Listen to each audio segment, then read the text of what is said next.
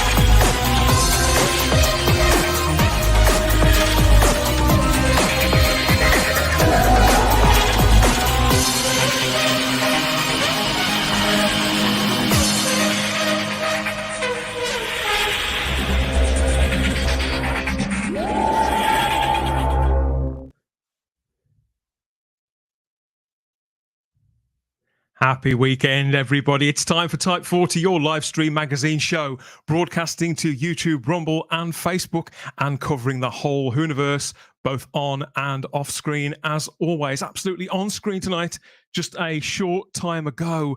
And here we are with the live stream Doctor Who magazine show to bring you our first reactions, hot takes, cold shoulders, maybe, rants or raves. Doctor Who, the world's longest running, best loved fancy TV series, is back, and to celebrate its diamond anniversary, heralding an all important, long awaited, all new era, whichever platform, time stream or time zone you're joining us from, welcome. As ever, Type 40 Live Doctor Who is streaming in front of a live chat full of friends, fans, and companions just like you. Let's get cozy. Let's watch some telly, or rewatch some telly here in the console room. I'm dashed to the webcam and to the mic. I'm Dan Hadley, Birmingham's king of the geeks, and whoever you are, we'll find out in a couple of minutes when we take the pulse of fandom there in the live chat across the streaming platforms. Good to have you here. The panel will be along in a tick. And remember, everybody out there, if you're watching on Facebook, you must hit that little blue link. Not the blue pill. Not yet, anyway.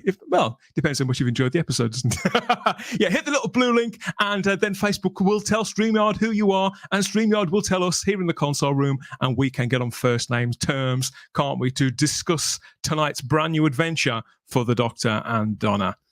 We've had a fantastic week here. We've had a fantastic week here at Type 40 across the podcasts and the live streams. Lots of new subscribers. Thank you to everybody who's just joined us in the last week or so. Make yourselves comfortable. We want your takes too, so put them in the live chat, whichever platform that you're watching on, and we'll do our best to get round to as much as we can as we make our way through this initial sort of reaction show that we're doing live on the night. Who've I got? Well, it's looking a bit sparse, isn't it, there? And the old console room now. Better make some room, even though there's only three seats.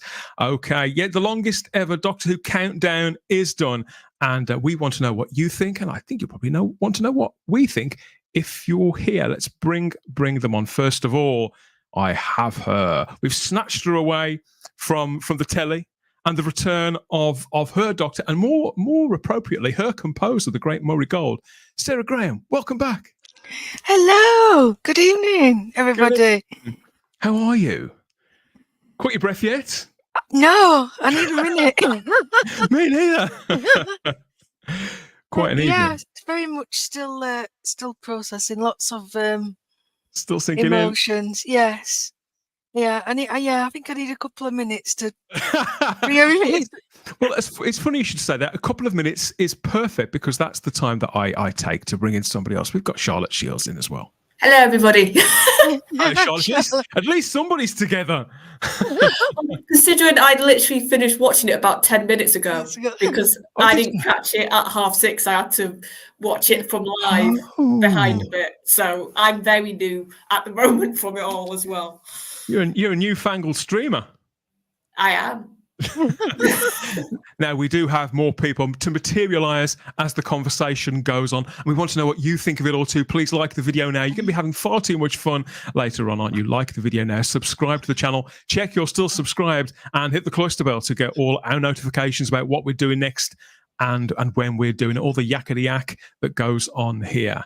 Okay, so yeah, it's been a heady few days, come to think of it. A lot to take in. We had the Daleks in colour the other evening, and all week it's been a flurry of activity circling around Doctor Who. It's been very much a case of the kind of, I think Doctor Who has been a sleeping giant for several years now, and it's starting to really rumble over recent days, all building up to this. The beginning of this event series. I call it an event series, even if the BBC and Disney Plus aren't bothering. I think this is an event series scheduled around a very particular event, Doctor Who's own Diamond Anniversary. Bad Wolf and BBC Studios have premiered the first instalment of this event series, 3 all-new hour-long specials. So half of it is a celebration of the series' 6 decades on TV, and half of it feels like a major relaunch under this brand new production team. Obviously, this is the 60th anniversary of the show, and we've got to doff our caps and pay respect to the founding fathers and mothers of Doctor Who, not just William Hartnell and Carol Ann Ford, but Verity Lambert, Waris Hussein, Stephen Newman, Anthony Coburn, David Whittaker, all those people right there back at the beginning and up to the present day. This is the birthday cake. I don't know if you've seen this, guys. This is the birthday cake that was in the production team office earlier in the week. That's amazing. No, I'd not seen it. Now, that is one heck of a birthday cake. I was going to say, that could last you like how many weeks you think if you were like being There's a lot of slices there, isn't there? There's a lot of slices. And Russell T Davies is a big unit. And that cake, it looks like you could probably bury him in that. It does. It's a big one. I'm not sure what the filling was, but do you think they thought for the size of it, we'll just measure Russell and his height is the cake? Yes. Well, I think you could be right. How would you measure it by 1.5 Russells? Yeah, I was sort of thinking it because he's a tall chap, isn't he? Yeah. I'm not sure who that is behind him. Well, I think that's Phil Collinson, come to think of it. I think it is, yeah. To the side of him, I'm not sure. I think that could be Jane Tranter, come to think of it. I think it is, yeah. Just on the way back from a liquid lunch, by the look of her. In the nicest possible way. Yeah, so that was what was going on at Bad Wolf there to celebrate the 60th anniversary of Doctor Who, as we all prepared to return to the screen and fill our field of vision with all new sensational sights and sounds. Obviously, this isn't the anniversary date for all you sticklers out there. That was a couple of days ago. But, November the 25th, it is sort of special for some of us old enough to remember 40 years ago this evening. It was the British premiere. Yeah, I know Americans, they got it first, but it was the British premiere of The Five Doctors. Sincerely, one of the most exciting nights of my entire childhood. I don't mind admitting that. And I did get some of that sensation as I was waiting for this episode today. Last night felt like Christmas Eve for me, Charlotte. No, it did feel weird, like all week. It's just been, it's coming. And then today, it's just had this weird waiting sort of feeling. I bet we've all had a bit of that today. It's brought out my inner child, Sarah, which isn't hard, I have to admit. It's not hard, no. No, yeah, it has. Yeah, I've just wanted the day to go fast. And of course, because you want it to go fast, it just drags and drags. But we got there. But it just felt a bit surreal, because we've been waiting all this time. Yeah. It almost didn't feel real in a way. Well, practically the entire time that we've been making Type 40 live, we've been counting down to this. So I think we've been making the live streams about 7 or 8 months when this whole sort of wheel machine started to turn and the wheels were put in motion. And so as the weeks have passed by, the last couple of months, we've seen the promo art and then proper trailers and then dates and times. It's still a case of I'll sort of believe it when I see it. It's been like that for me, and a weird feeling of, like I say, not just of my childhood sort of resurfacing after a few years, because in my view, Doctor Who hasn't really been on for the last six and a bit years, really. But also something else as well, something that chimes with the time that I was bringing up my kids as well, Sarah. So did you watch tonight's as a family? Were you all anticipating? Yes, we all watched it. Zach had the new Sonic at the ready. It's my Sonic, but yeah, he's commandeered it. Yes, it was, and it was really exciting because it has been so long since we've sat and watched and been this excited. Obviously, we watched some of the Whittaker era, but I think the last time I was this excited, I think it was Christmas 2017. So it was Twice Upon a Time. And again, and it was excitement, but it was also trepidation because we'd got, Peter Capaldi was leaving. And again, and I did have some trepidation with this, because you just can't help it. It just because of the way things have been the past few years. So as much as I was feeling excited and exhilarated and, counting down and impatient, there was still a little bit of, I hope it's good. I hope it's good. Yeah.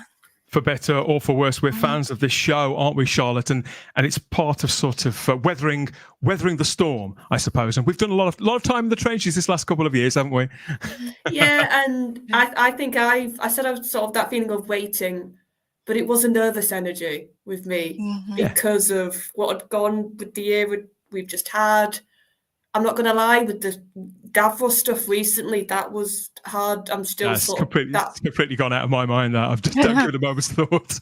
Yeah, I just because I was just like, that just made me a bit nervous, and then it was just like, right, I just need to watch this and just watch it as its own thing completely. That's what I did. The original Russell T Davies era was a massive success, obviously, wasn't it? Right the way from 2005, but particularly with the arrival of David Tennant as the 10th Doctor, he became a household name, a hero to a generation of kids who grew up watching and loving and revisiting those original episodes where he played the 10th Doctor so memorably with his various companions across 3 series and several specials. This was the biggest show on TV back then, and so to bring back, to reunite that actor with that character, we again saw a massive flurry, a burst of energy just over a year ago when he appeared. He reappeared on screen, and then this excruciating wait in between. It was impossible to maintain that kind of momentum and goodwill for the entire 12, 13 months. But I think they have managed to recapture something with the publicity machine over the last 2 or 3 weeks. I was fearing it was too little, too late, but they have really hit TV and radio in the last fortnight. I've been quite impressed by it, Sarah. Yeah, I had similar thoughts, and then suddenly it was everywhere. And there's so much. There's still loads that I'm still working my way through. And it's going to be at least another fortnight before I've done all the BBC sounds, and even, a couple of there's other things going off on the radio. There was an interview on a local radio station with Murray Gold and Katie Manning. I don't know if you saw that. So it's not even just the national, Radio 2, Radio 4. There's other stuff going off as well. So that's been wonderful to see. So I'm looking forward to catching up with that. I think it's partly the reunion of the creative team and the cast that inspires people, but it's also that part of British culture again, the British institution that chimes with people of multiple generations and makes them remember how they felt, whatever age they were, when they first discovered the show and first fell in love with it, whoever was their first Doctor and companion combination. Of course, David Tennant's been reunited with Catherine Tate for these specials. And you could wonder why 2 people who are arguably still at the top of their game. David Tennant's never off the screen. Catherine Tate too. She's stage and screen. I think she's had 2 new series in the last few months, and yet here they are. Why do you think they do it all, Charlotte? Here's a clue. For the love of who? There we are. Yeah, all for the love of Doctor Who, which is what brings us here time after time to keep rabbiting on about it. Of course it is. And if you want more of the same, you can find us across all major podcatchers too, with the Type 40 podcast, all major podcatchers, and at our home feed at type40.podbean.com. Our very latest episode there, Whoniversal. That was our 60 years of the entirety of Doctor Who special. Myself, Sarah, and Simon. We really got into our fandoms there and tried to put together and encapsulate what we feel makes great Doctor Who, that the production team should be striving for, the exact balance that they should be aiming for in bringing this show right back to its best. I think we sort of did. I think we sort of did okay. Lots more coming from Type 40 and Type 40 Live as the Diamond Anniversary season continues, of course. So please like this video, subscribe to the channel, check you're still subscribed, and hit the cloister bell to get all our notifications. Okay, I think we should get stuck into it. Anybody got any Jaffa cakes to hand? I haven't got Jaffa cake. I've got jelly babies and jammy dodgers. That. It's a start. I haven't got any food. I've got my drink. It's a start. Try harder. We have a live chat full of people there. It's already filling up. We've got more people about to materialise, I know, and join the party. In fact, one of them, he's appeared now. Shall I grab him by the meeps? In fact, we've got two just materialising in just in the nick of time. We have Ian David Diaz, the mega geek. Here he is. Hello. Hello, Ian. Yes, he's there in the shadows and beaming from the nerd den. I think he's been hiding out in the nerd den for a little while, just in case any meeps find him. We've got Jack as well. Hello, everyone. Hello, Jack. Ronnie James Dio, I like it. Jack, and you were at the special screening a couple of days ago, weren't you, with the Great and the Good and the Unwashed? Yeah. You made it back from Cardiff in one piece. Well done. Yeah, steady on, Darren. It's okay. I'm only joking. Got several Welsh people who watch. Hello, everybody. Yes. I've just been reminding them to please like the video and subscribe to the channel. I'm glad you've both made it in time. Please. We're about to get stuck into the episode itself. I think we may have other people turning up later on too. Okay. Now we're going to get to everybody's comments. We've got a lot of comments in the live chat. I know we'll get round to those in a moment or two. Before all that, I'll just remind you of this.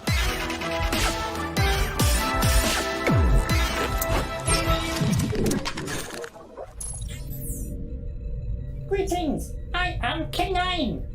If you have an inquiry and Siri or Alexa cannot help, maybe I can. Have you ever wondered if time travel is possible? Or what can a sonic screwdriver do? I may have the answers. Please leave your questions in the comments below.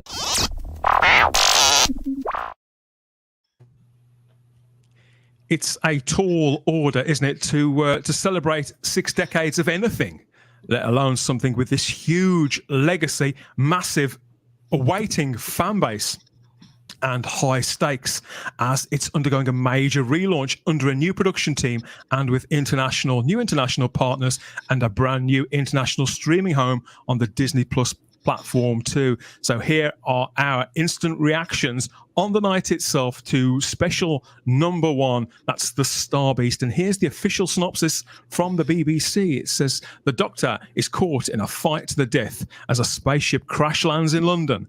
But as the battle wreaks havoc, destiny is converging on the Doctor's old friend, Donna. This one stars David Tennant as the Doctor, with Catherine Tate back as Donna Noble. We have Yasmin Finney as Rose Noble, Carl Collins as Sean Temple, Jacqueline King is Sylvia Noble, and we've also got Ruth Madeley making her first appearance as Shirley Bingham, whilst the voice of Beep the Meep is given to us, delivered, whatever you want to call it, by Miriam Margolyes. Now, it premiered on BBC One this evening. Of course it did. No change there. But international viewers were able to see it for the very first time at exactly the same time across the world on the Disney Plus platform. A huge deal. And I suppose the first question that most long-term fans had when it came to this had been the Doctor and Donna back together again, Sarah. You particularly had said to me, this storyline means so much to me. Those two characters, it ended in such a way. how dare they kind of go back there again? It's bound to damage it, isn't it? So how have you received all this? What's your take on the Star Beast? And do you feel like that era is still intact? Have you survived? Yes and no. That's a terrible answer, isn't it? I didn't like how they resolved it. I thought it was a stupid idea. Well, hang on. How they resolved it, or how they got there? Well, how they got there. How they got there was clever. How they sorted out the meta-crisis thing was stupid. And it was the most on the nose, in your face. Oh my God, it made Chris Chibnall look subtle, and I can't even believe I'm saying this. I just didn't know what I was looking at, and it would have been fine if it had just been like the daughter thing. That kind of made sense. It was what happened next with the we're women and we're gonna let it go because we're women. And if you were still a woman and not a male presenting doctor, you would understand. All they had to do with that is say, we're gonna let it go because we're human. It's not something a Time Lord can understand, but where Donna and Rose are human beings and we can just do that. That's all it did. That's all it would have taken. But no. I usually expect Ian to go right to the end of the episode, not you. I meant more the kind of the reunion of the Doctor and Donna, more so than the actual conclusion. But sorry. Okay, well, we're gonna have to backtrack a little bit because that's right. We've got an entire episode to get to before that. I think what Sarah's trying to say, and obviously correct me if I'm wrong here, it's such a weighty thing what you were talking about, Dan, that storyline, the fact that Donna got such a tragic ending, and that's what was my worry going into this. I didn't want that tragedy undone cheaply. I didn't want that tragedy done in a really quick way. And like throughout the whole episode, they kept referring to it, the fact that if she sees me, she'll die. Like it was very clearly said throughout the whole episode, this is what we know, this is what's going to happen. And I agree, I think it was done incredibly quickly, and I think it was done cheaply. That payoff, I think that's what's honestly the issue here. Well, they kept us waiting, even though they were together on screen for quite a long time. Throughout a large chunk of the full hour, the story didn't actually play out until right at the end. I thought there was a lot of fun to be had in the kind of, when is she going to remember? Is she going to remember? Is this going to last the entire 3 hours until they have her remember who the Doctor is? I wasn't actually certain it was going to be resolved by the end of this one because, again, we know so little about the middle chunk. For all I knew, that would have been something to do with the retrieval of Donna's memories. So I really didn't know how quickly we were going to get there or not, but we're going to have to backtrack a little bit. Sorry, Dan. So given the tone and the scale, the sense of scale of this production, and the stakes, the character stakes for long-time fans, the fictional world, as well as everything that goes around, that goes on around the outside of the show, that everybody gets so wrapped up in the culture war angle and the various the political doctrines and ideology that the BBC is subscribed to. It is quite hard, I suppose, to immerse oneself purely in the story and to live with the characters 100%. But I personally felt it started stylistically from the very, very beginning, looking like $1 million, looking a considerable distance away, Jack, from where we left the series kind of in the state it was just over a year ago, let alone when David Tennant was last on screen. It looks glossier, yes, but not just in a superficial sense. It just looks and feels several leagues above to me. Yeah, definitely. And you can see, like you said, Dan, there is a big change up from what we saw last year. And I thought, despite me not liking the previous era, it was visually very appealing. You know, there was, a lot of, gorgeous CGI and stuff. And I was a bit concerned coming into this episode. I was like, okay, Disney are getting involved now. Am I going to like it? Am I not? And now I've watched it a couple times. I do like it, but as Sarah's touched upon, the ending for me was kind of where I fell short, but I know we'll be getting onto that, so I don't want to, jump the shark sort of thing. So you were there at a screening in Cardiff, as I said a couple of days ago, weren't you? How many times have you been able to watch this now? The twice? Yeah, just the twice. I mean, I have another viewing planned for later, but obviously being the fan I am, I'm going to watch it at least 5 times maybe in the first 24 hours. And so, Ian, Doctor Who is back after all this time. David Tennant is back on screen. This is what it's all been building to. Did you sit down with a particular beverage or a snack of choice? Did you get out the Jaffa cakes? And how did you feel as the thing was starting, as the countdown and the announcers and gave us the whole spiel about it's the return of Doctor Who? I was working all day today, and I still am actually. So I didn't really have any time to get excited about it. I did stop and I watched it and stuff like that. There's a nice beginning and stuff like that, and looks nice. Yeah. That's all I can say about it, really. That's all I can say about it. Everybody knows I'm disappointed with it anyway. I am disappointed. No, I don't know, because I haven't spoken to you. So everybody's general. My phone blew up. So like, what the? Generally speaking, you're coming away from it feeling disappointed, feeling shortchanged, or it wasn't what you expected or what you wanted. What in what sense are you disappointed? With the ending, mostly. The ending again.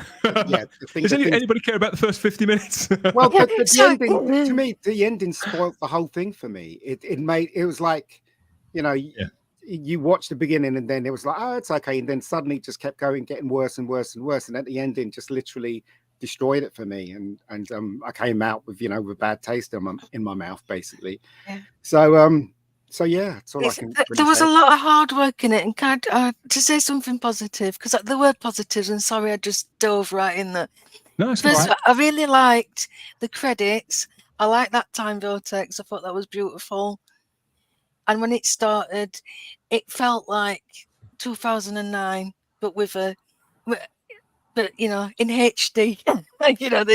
They got that lick of paint, and it looked crisper. And you're quite right, Dan and Jack. The money was there, and I was surprised that they went straight in there, because I thought it was going to play out not exactly like Partners in Crime, but how they kept missing each other, and it took a while before. Well, this was like 30 seconds in, he's helping her with the boxes, and I thought, oh, this is great. We're ploughing straight in. That was the thing that surprised me the most, and actually delighted me the most. The fact that we didn't hang around, Ian and Charlotte, that they didn't spend time dwelling on anything that had been on screen before, a year, 2 years ago, or even 13 years ago. It was the Doctor emerges from the TARDIS out into a new environment on a new day for a new adventure, which is going to be the series at default setting that casual viewers remember from whenever they liked it originally, isn't it?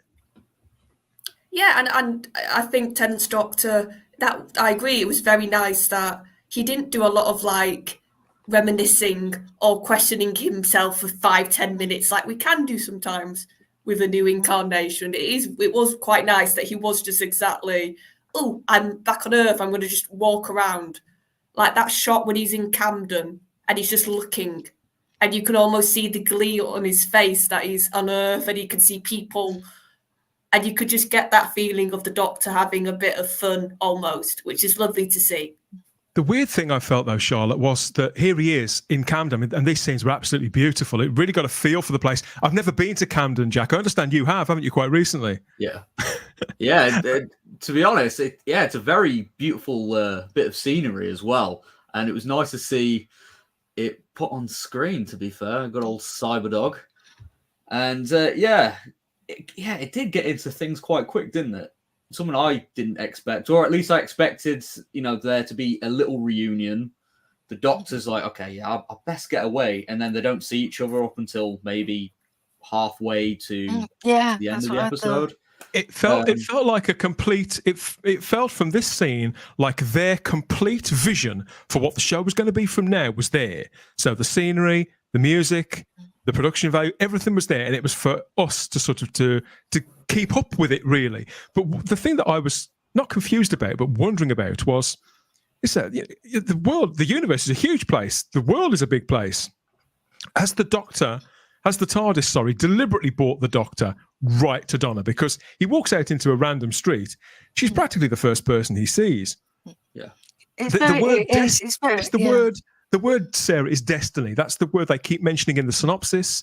And is that what we're supposed to take from this? I think so. I think it is. It's like these timelines converging again. And, like in Partners of Crime, when Donna parks the car literally where the TARDIS is going to materialize. So I think there is some of that going off. But yeah, you just have to run with it, and I did. And yeah, I thought it was going along nicely, really good pace. We're straight into the spaceship crashing.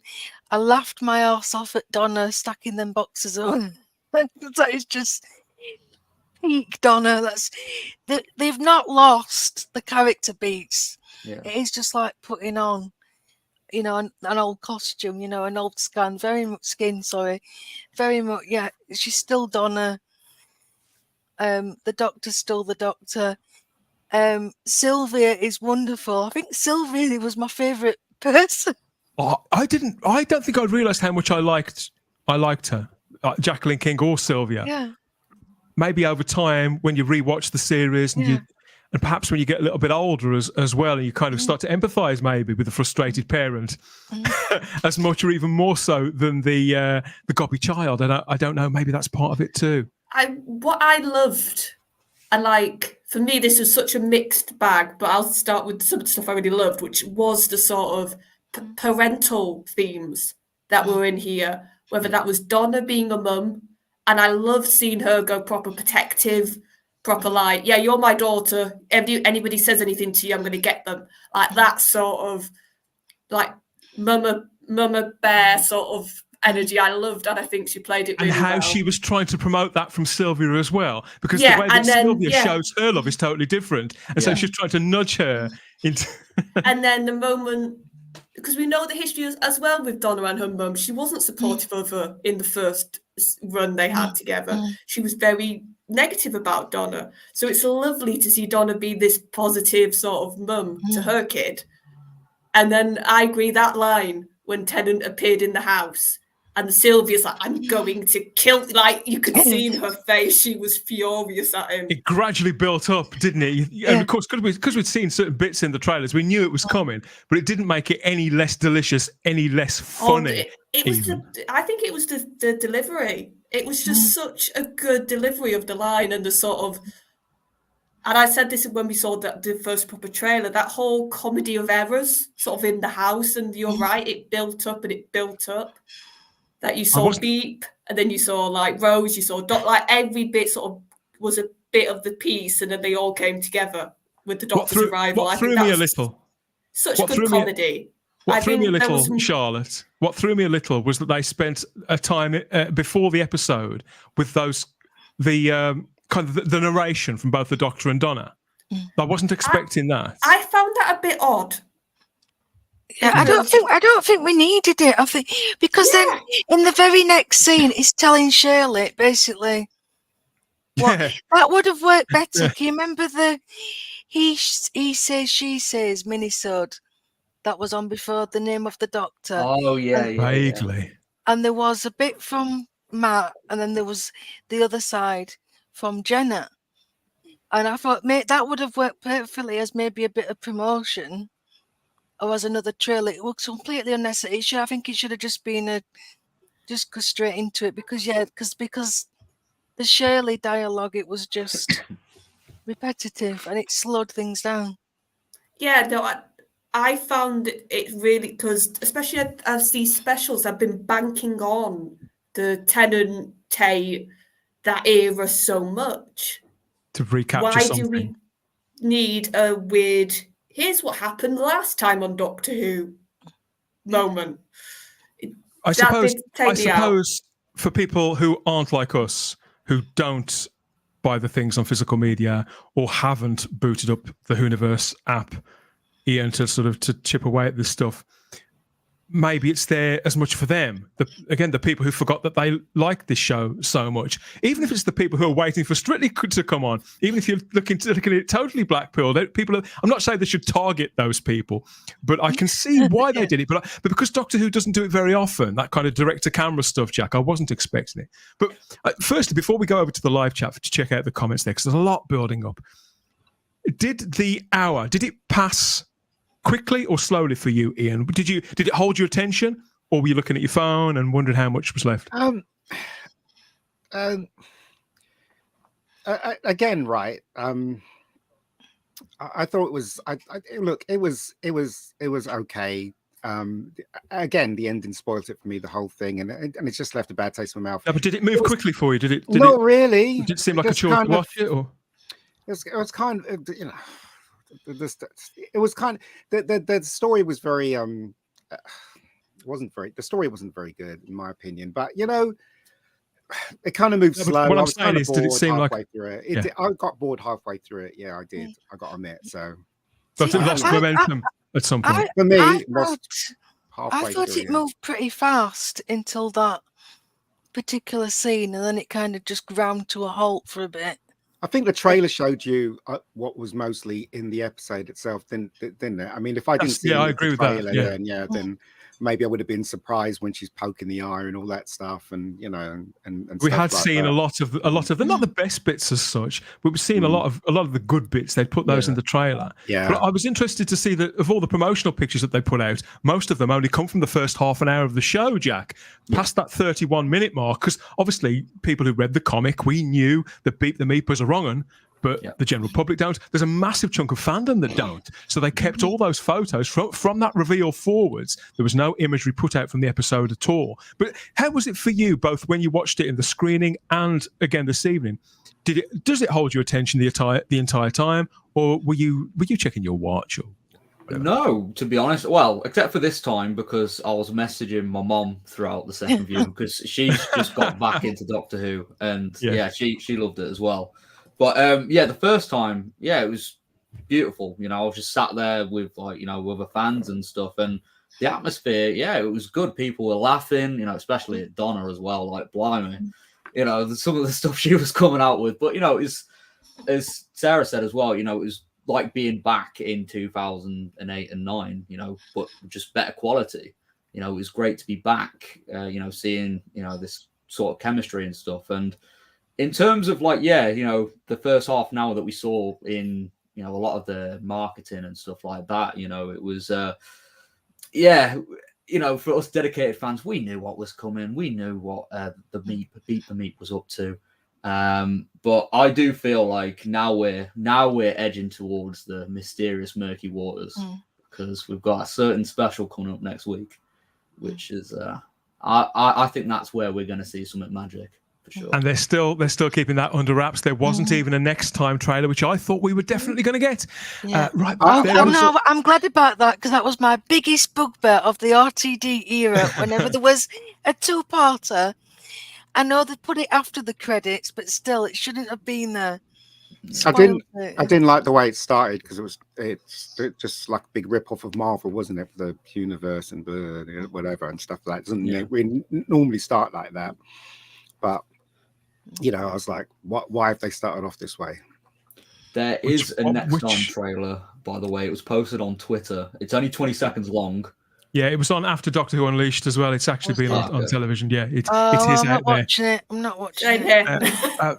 For me, the hour long viewing experience of that, I was swept away in it almost entirely. I felt it was a joyous experience. I was moved. It really did recapture the magic of the Russell T Davies era for me. And within 5 or 10 minutes, I was very uneasy, as you said, Charlotte, as it was starting.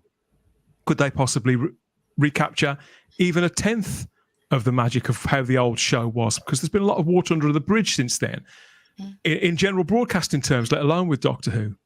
But for me, it was absolutely magical and almost euphoric. Even I found the experience incredibly moving. and the characters being brought back together. The Doctor and Donna, they're not even my favourite combination of characters from the Russell T Davies era, but I relished it all, and I was just savouring every moment in that journey that it took to bring those two characters together. This completely wowed me. I had a fantastic hour in front of the television. I'm not saying it's all good. I'm not saying there aren't a few things that I would change, but generally speaking, it's a massive double thumbs up from me. I want to go and see what people have got to say in the live chat, though, because we have some cuddly creatures waiting there across YouTube, Rumble, and Facebook with a few takes of their own. So let's go and see what they've got to say and say a few hellos. Hi guys, and welcome to Type 40.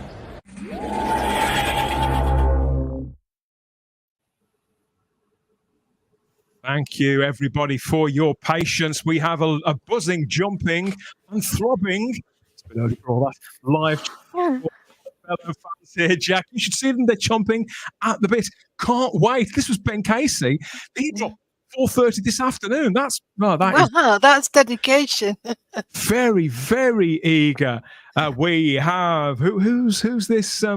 Enjoyed it greatly for the most part, says David Mullen. Hiya, David. Began to falter in the last 20 minutes, though. It felt like real Doctor Who the first time in 6 years. That's pretty much how I felt.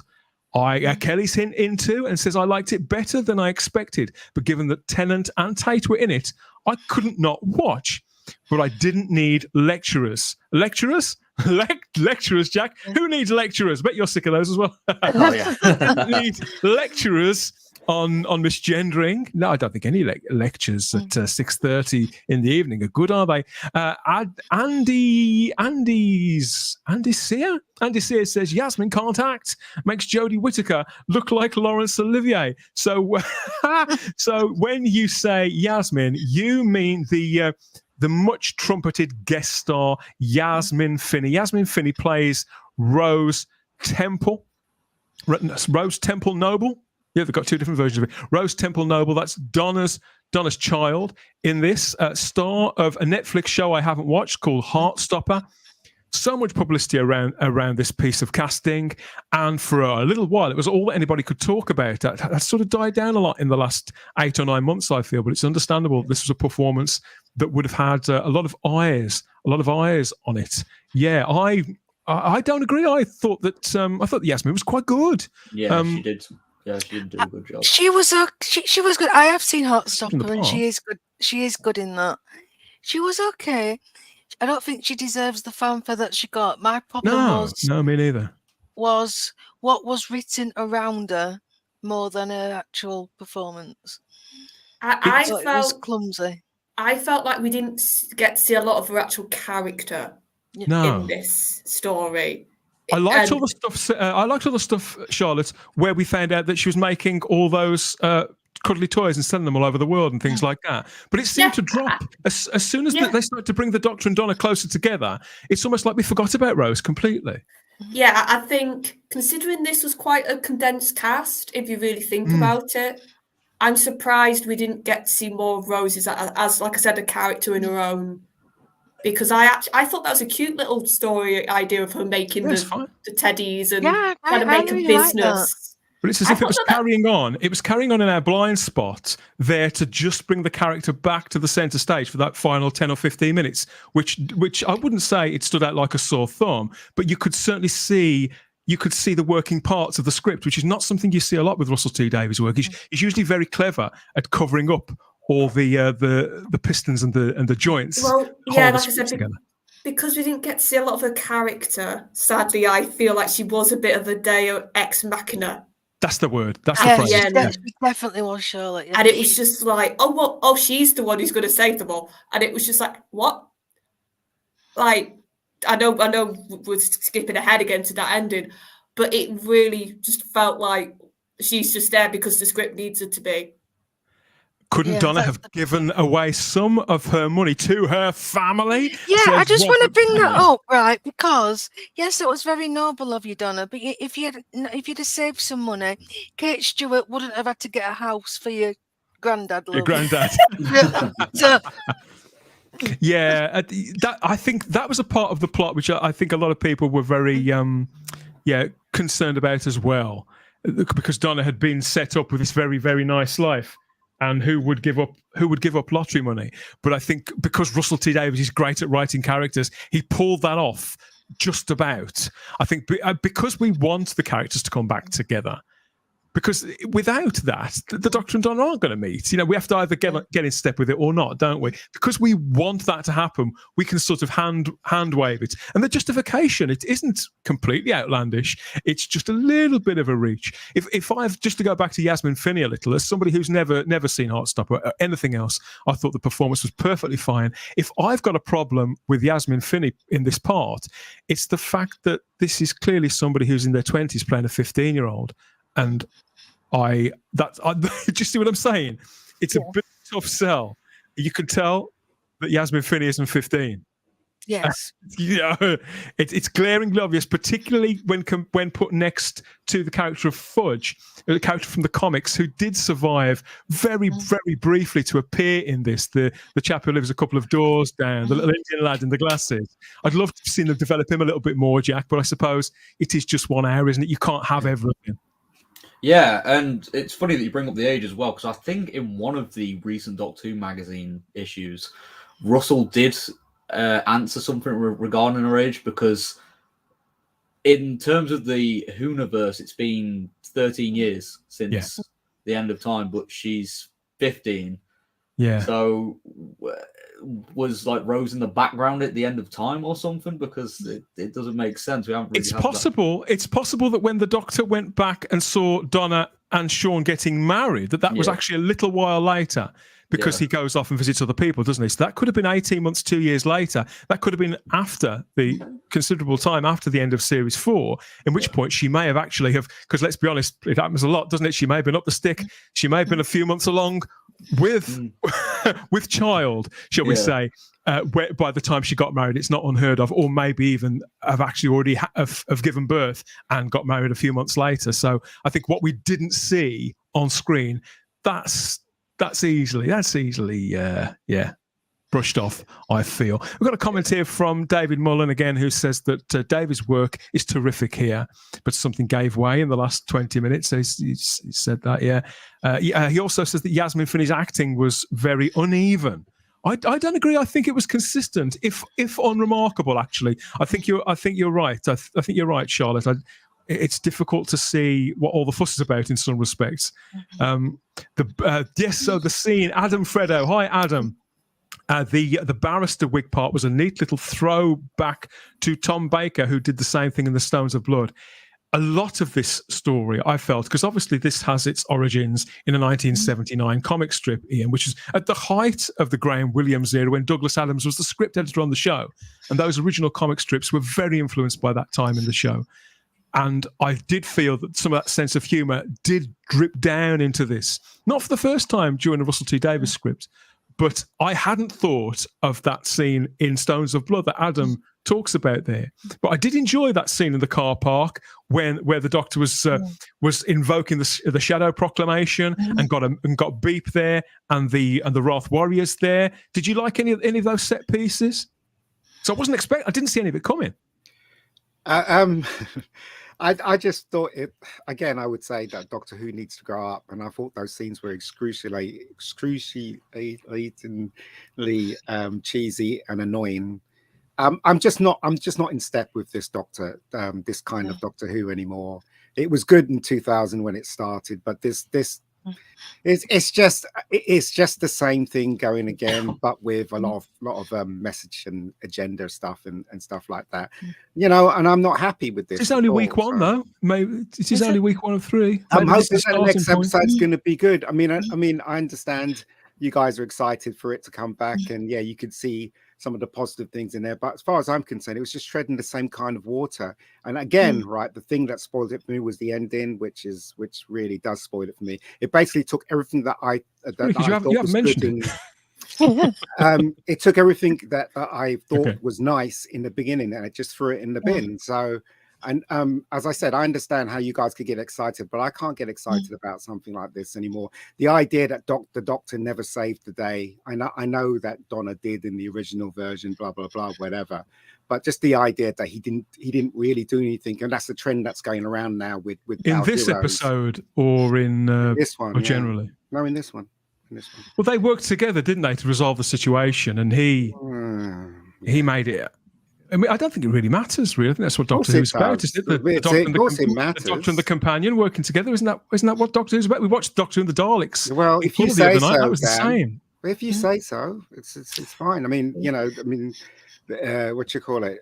Again, I just find everything playing into it. This is what I expected Doctor Who's going to be turned into, and it's going down that road. So who knows? I don't know. You mean they're going to? Do you mean the whole thing will be a step backwards to Russell's storytelling as it was? I'm what you call it? I'm a retread of what worked before. Not only if there wasn't any agenda stuff in there and the BBC didn't make it as woke as crap, I'd still be disappointed with it, because I still think that Doctor Who needs to grow up. Right? This is a childish kind of storytelling that Russell T's presented. It's a family show, mate.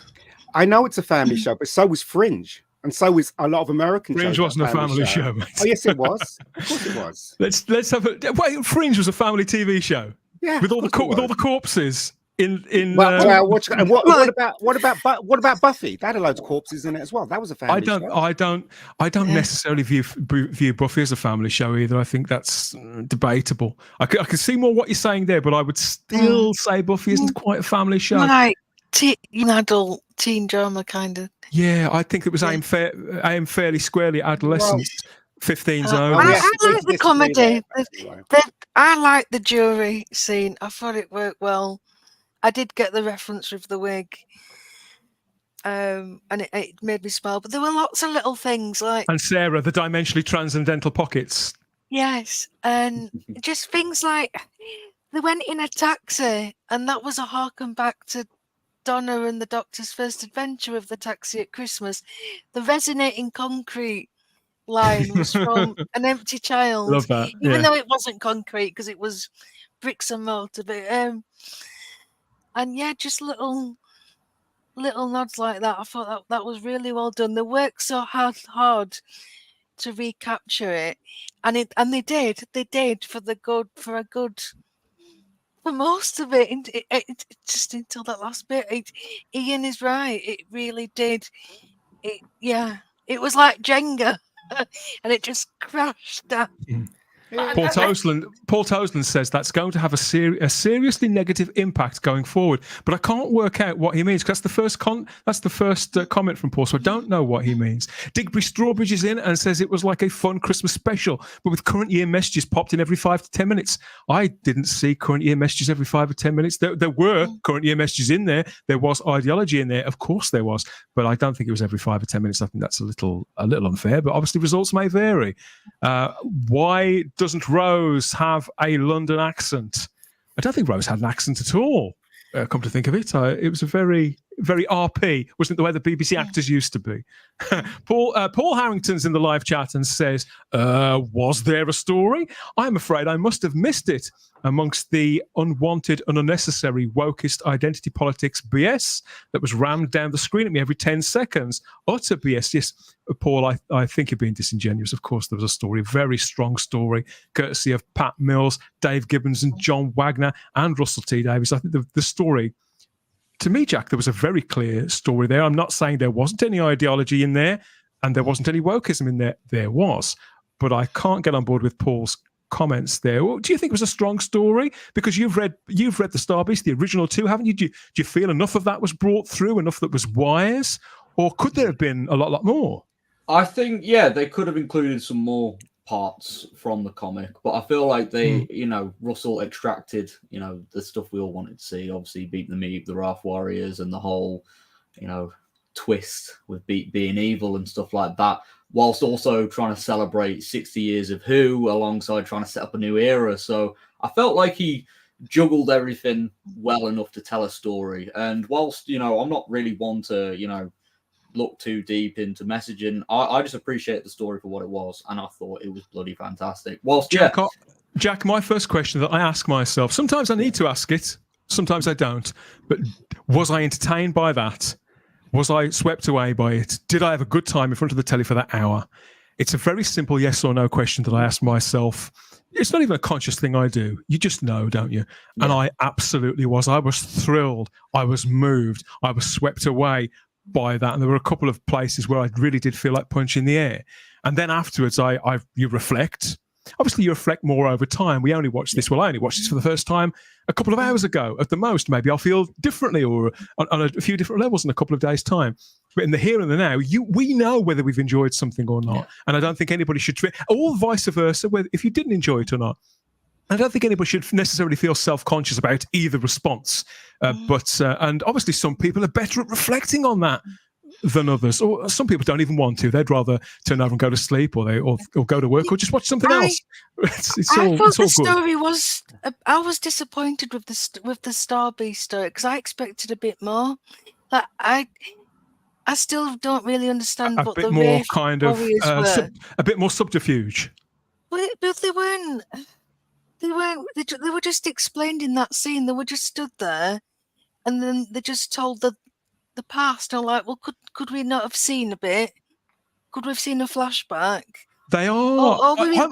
You know what? There was a flashback. There was a flashback in the comic strip, and I was expecting one in this. I thought we may get some sort of CGI animated sequence on the Beeps planet, but that would have been very expensive. It was just a lot of exposition. In fairness, in the comic strip, Sarah, these are quite thinly sketched characters. They're very similar to the Jadoon, in fact. They're kind of an intergalactic police force for hire almost. Not quite mercenaries, but you can sort of buy them. And so they are quite thin. They just felt, like they just showed up, had a bit of a fight. They were like the monster of the week. And I know that is a function they perform, but there was so much about the Meep. I love Beat the Meep. I could have an entire spin-off. I want a redemption arc for this last Meep. Really? I do. But my boys loved it, especially Zach, my youngest. He turned and gasped and went, "Oh, it's a gremlin." Joe Wriggle is Wriggle? I think I'll go with Wriggle, Joe. Joe Wriggle says, good evening, everyone. Long time listener of Type 40, first time in the chat. Welcome to the chat, Joe. Hope you had a good evening in front of the telly. Please come back. Sorry it's taken so long to get round to your comment there. Oh, Paul's back as well. Paul Harrington says, puerile and patronising. The best words to describe that complete waste of an hour. All those connected to that travesty seriously need their heads examined, and I do not excuse David Tennant and Catherine Tate. I thought they were a joy to watch, and Catherine Tate's stuff. I've never been a huge fan. I've enjoyed some stuff I've seen her in before, during, and after Doctor Who, but she's not the kind of person. I won't watch a show because Catherine Tate's in it. Charlotte, you know what I mean? I sometimes I enjoy, sometimes I don't. I thought she was great. She's not an actress that you go, oh God, I'll watch it. No, and we all have actors and actresses that are like that. I knew the Star Beast was a comic. I'd never read it. I never really had a lot of exposure to Beat the Meep before these specials, so it was all very new to me. Yeah. And I thought they did a good job, honestly, at the turning, because we all watched it. I knew Beat the Meep was going to go evil, and I was wondering how they were going to do it. And I like the fact that the Doctor sort of started to get a clue. And then he realised, actually, no, something's not right here because of the soldiers shooting and they weren't trying to kill. I thought, no, that's good. The Doctor's working it out. He's putting the pieces together, which is what we like to see.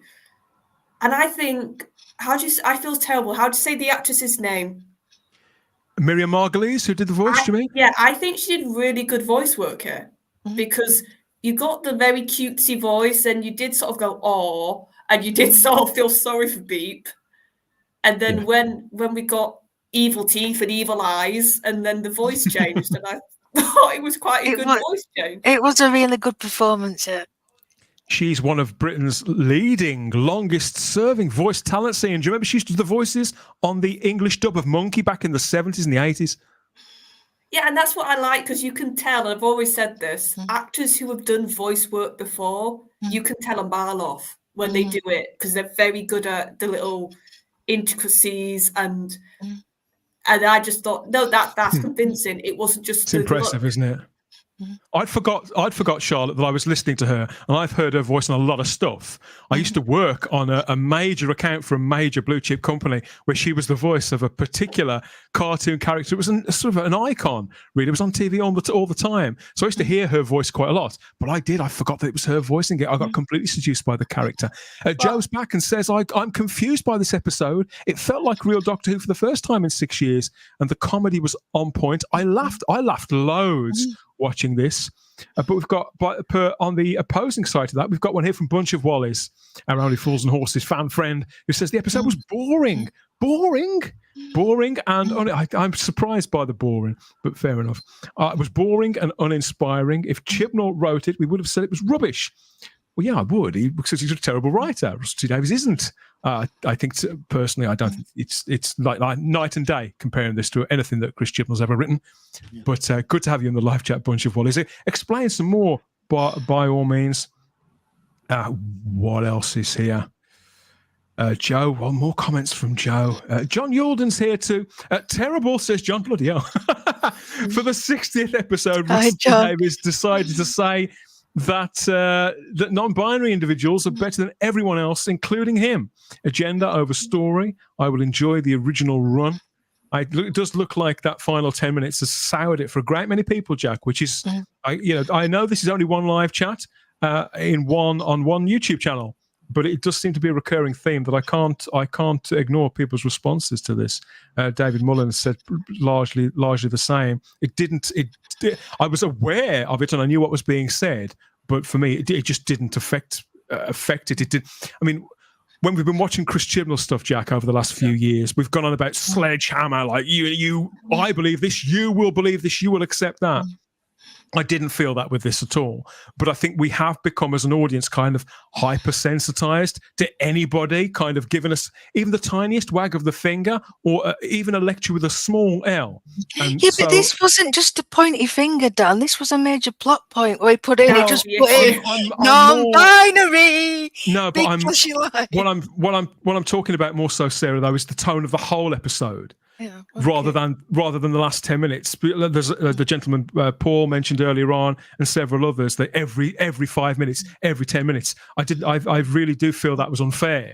There was a bit of a in that last scene. It was a kind of klaxon moment where obviously where we're taken to a place the writer wants us to arrive at. As I say, to have rows along the outside there like that, so it was a little mechanical, and it was clear that the pieces were being moved across the board, Charlotte, to take us to the move. If it was a game of chess that Russell T Davies wanted to play, the checkmate that he wanted to play. I think I agree. Before, when you were just doing the first half, probably a bit more than the first half, if I'm being fair, when it was the Doctor sort of meeting Donna again, meeting the family, meeting Beep, that all flowed lovely. And it was really good character work, really good performances. It was all flowing. And then it did feel like he almost in the last 20 minutes was like, oh God, I've got to get to a finale. I've got to get to my ending now. And it just felt like everything got sped up a bit. Yeah, yes, it did. Yeah. It did speed up a little bit. And the dialogue too, to the point where I wasn't exactly sure what was being said, and because I believed, for example, that Rose was is a trans woman, so was a biological male who was living as a female, as a woman, as a girl, and would be a her. And then at the end of and that was because Donna was saying, I've got this daughter, and I had this little boy, now I've got this little girl, and they were telling the story, I thought, really quite well, telling the T story really well, which is what we've been saying for several years, isn't it, Sarah? We don't mind these stories being told if they're told well, and if they're not told at the expense of story. And I felt that was very clearly the case. And at the end of the episode, there's talk, as you said, Sarah, about non-binary. Now, as I understand it, being non-binary is different to simply identifying as choosing to identify as a particular gender. So I think, well, have I got it wrong? So maybe I need to watch it again. I will watch this again. And so in light of that, I agree with you, Charlotte. I think that there's kind of too much in that last 5 or 10 minutes, really. And I don't know what you felt like. I felt like it also felt rushed because there was so much techno babble to be like, oh, it's this engine and it's but. And obviously we have that in Doctor Who. I'm not denying that. It's what they call, what did they used to call it in Star Trek? Technobabble. That's the phrase, isn't it? It doesn't really mean anything. I think they were trying to I think he was trying to recreate that scene in Journey's End. This, exactly. But that worked for different reasons. There was more, and yet, okay, there was a countdown. But it just seemed to be. Do you think it worked better because it came at the end of a season and because we had felt that there was a shape to the whole 13 episodes? Yeah.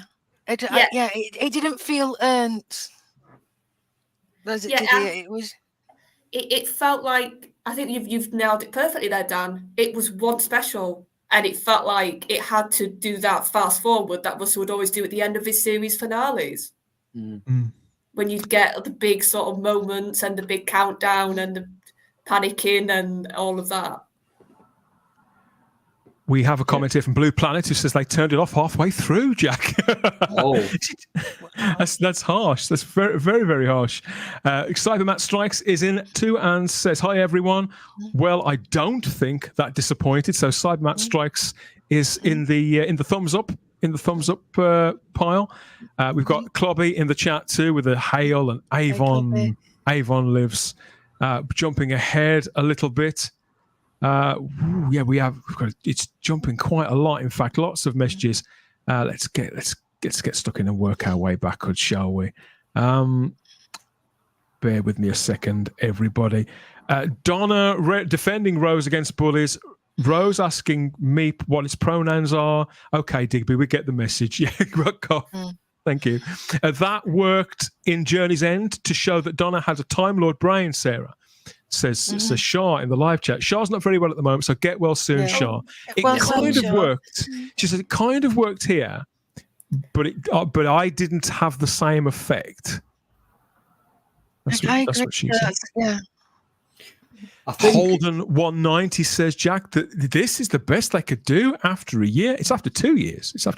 Sorry, Jack, what were you going to say? I was just going to say, again, I don't know how the rest of these specials are going to play out, but perhaps in the giggle, if we had that scene where, Donna finally remembers who the Doctor is, and then if you wanted to have that twist with Rose, whilst also building up the character in between, all three specials, it might have worked a little bit better, but I felt like the part where I said I was disappointed with the ending was that it was suddenly like, the writers must have thought, oh, yeah, hang on, we've got another 2 episodes. Oh, yeah, we best, pick up the pace a little bit. And that's where I felt like, I would have liked to see this dragged out a little bit more, D.I. Pox, what?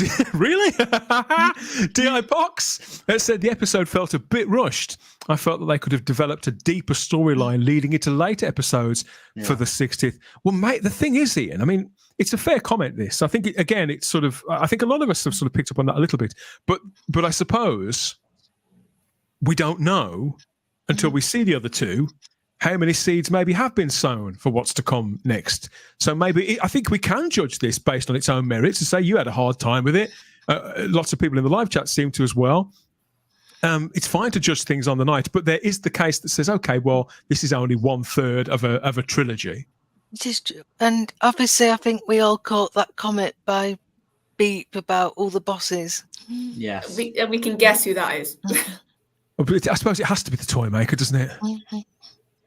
I can't wait for the second one though. I hear that one's quite dark. So this next one coming up is quite dark. So what else annoyed me as well was they kept dangling that carrot about Wilf, didn't they? Oh, we're not going to get him until episode 3, are we? Very cleverly done, I felt. Charlotte, you've been chomping at the bit to see Bird of Caribbeans. If they do keep you waiting for another fortnight, are you ever going to forgive them? If the scene is really good and well written, I think I will, honestly, because that's the more priority. But I was a bit confused, I'm going to be honest, because the dialogue was like, oh, he's dead. And in my head, I was watching it going, no, he's not. We've seen film. We know he films scenes. They were leading us to believe. I mean, again, we've seen those pictures, but the general public didn't, did they? Do you think that was a little bit cheap? Yes. Maybe even disrespectful to do that? I think for a little bit, yeah. Because, like I said, it wasn't just a couple of lines. It was quite a few that it was like that was the vibe they were putting across. Yeah. I can see why some people might have found that a little bit distasteful on reflection. Shah says, oh my God, the moment where the Doctor starts unlocking her memory, though, I got a little bit panicky, even though I knew she was going to survive. But that's the magic. And that's not just the magic of Doctor Who. I think that's the magic of good storytelling, Jack, when you know you've been wrapped up in something, where you know, if you're watching a show called The Adventures of Superman, you know there's going to be 24 episodes in the series. You know that Superman's not going to get killed in episode 5, don't you? But when an adventure series is really working its magic, it can actually, just in a moment, you think to yourself, okay, this character may die. You get that wrapped up in it. You think, oh my God, they're gonna expire, and it's a very precise place, isn't it? It really is. And to be honest, that scene as well, it reminded me of, I don't know if any of you have seen it, Captain America: Civil War, with the whole unlocking Bucky and getting him to turn evil again. It reminded me of that. Oh yeah. It was a good scene.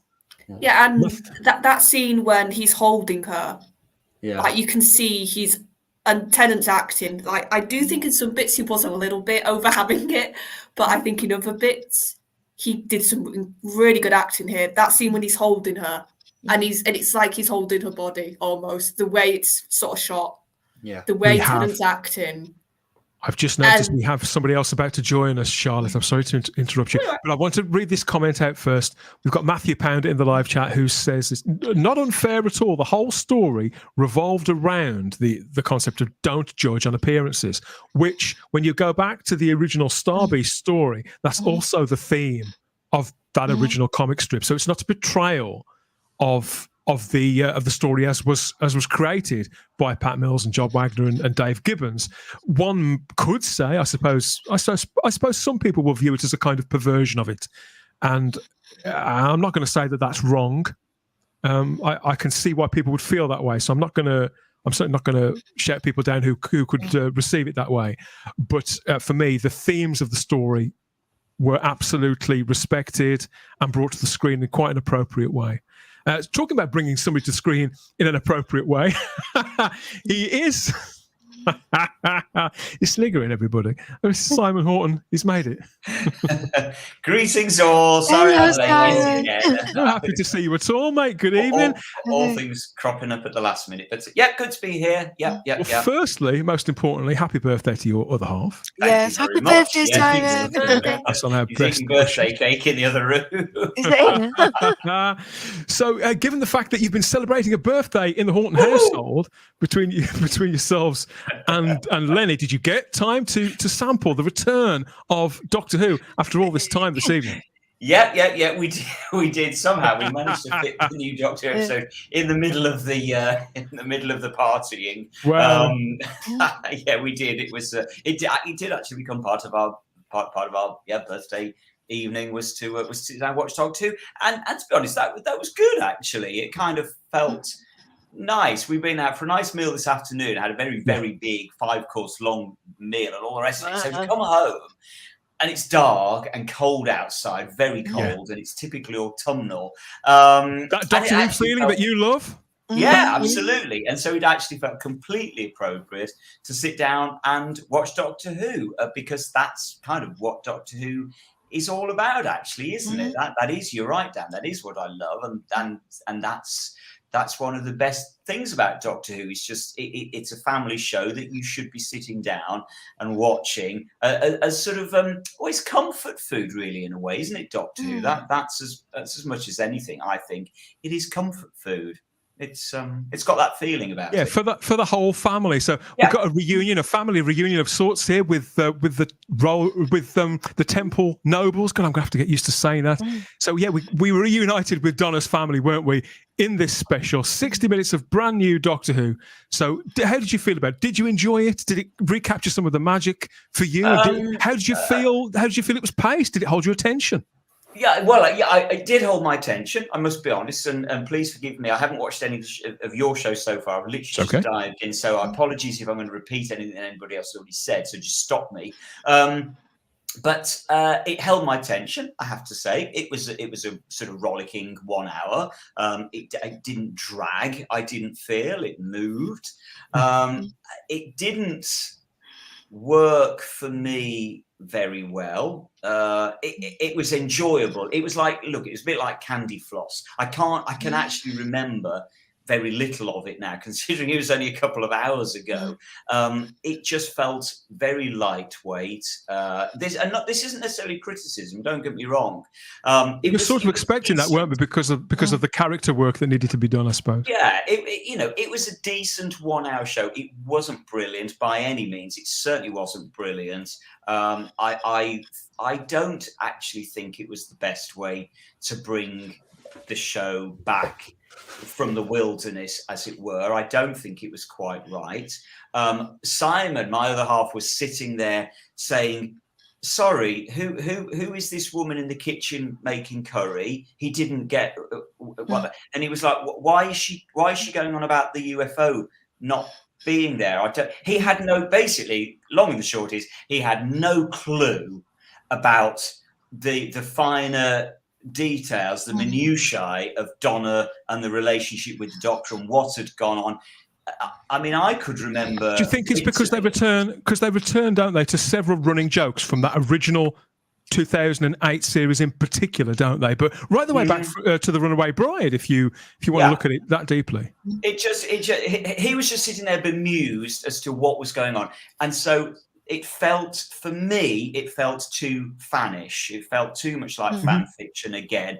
We shouldn't have been wrestling with all that backstory of Donna. I don't think it needed to hit the ground running a bit more, and not by bringing Donna back. We always knew this was going to be either a challenge that they sort of faced head on and tackled head on, or they ignored the fact that if she remembered the Doctor, she would die, and they decided to tackle it head on, which might have been the right way to do it. But as I say, the downside of that is we spend a lot of time wrangling with stuff that the general public don't give two stuffs about.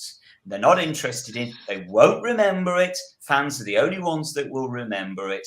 They won't even remember the stuff about Donna not being able to remember the Doctor. They did do that recap, didn't they, at the top of the show there, with the kind of the voiceover that you got Donna talking to someone at a laptop, and we got the Doctor narrating a little bit.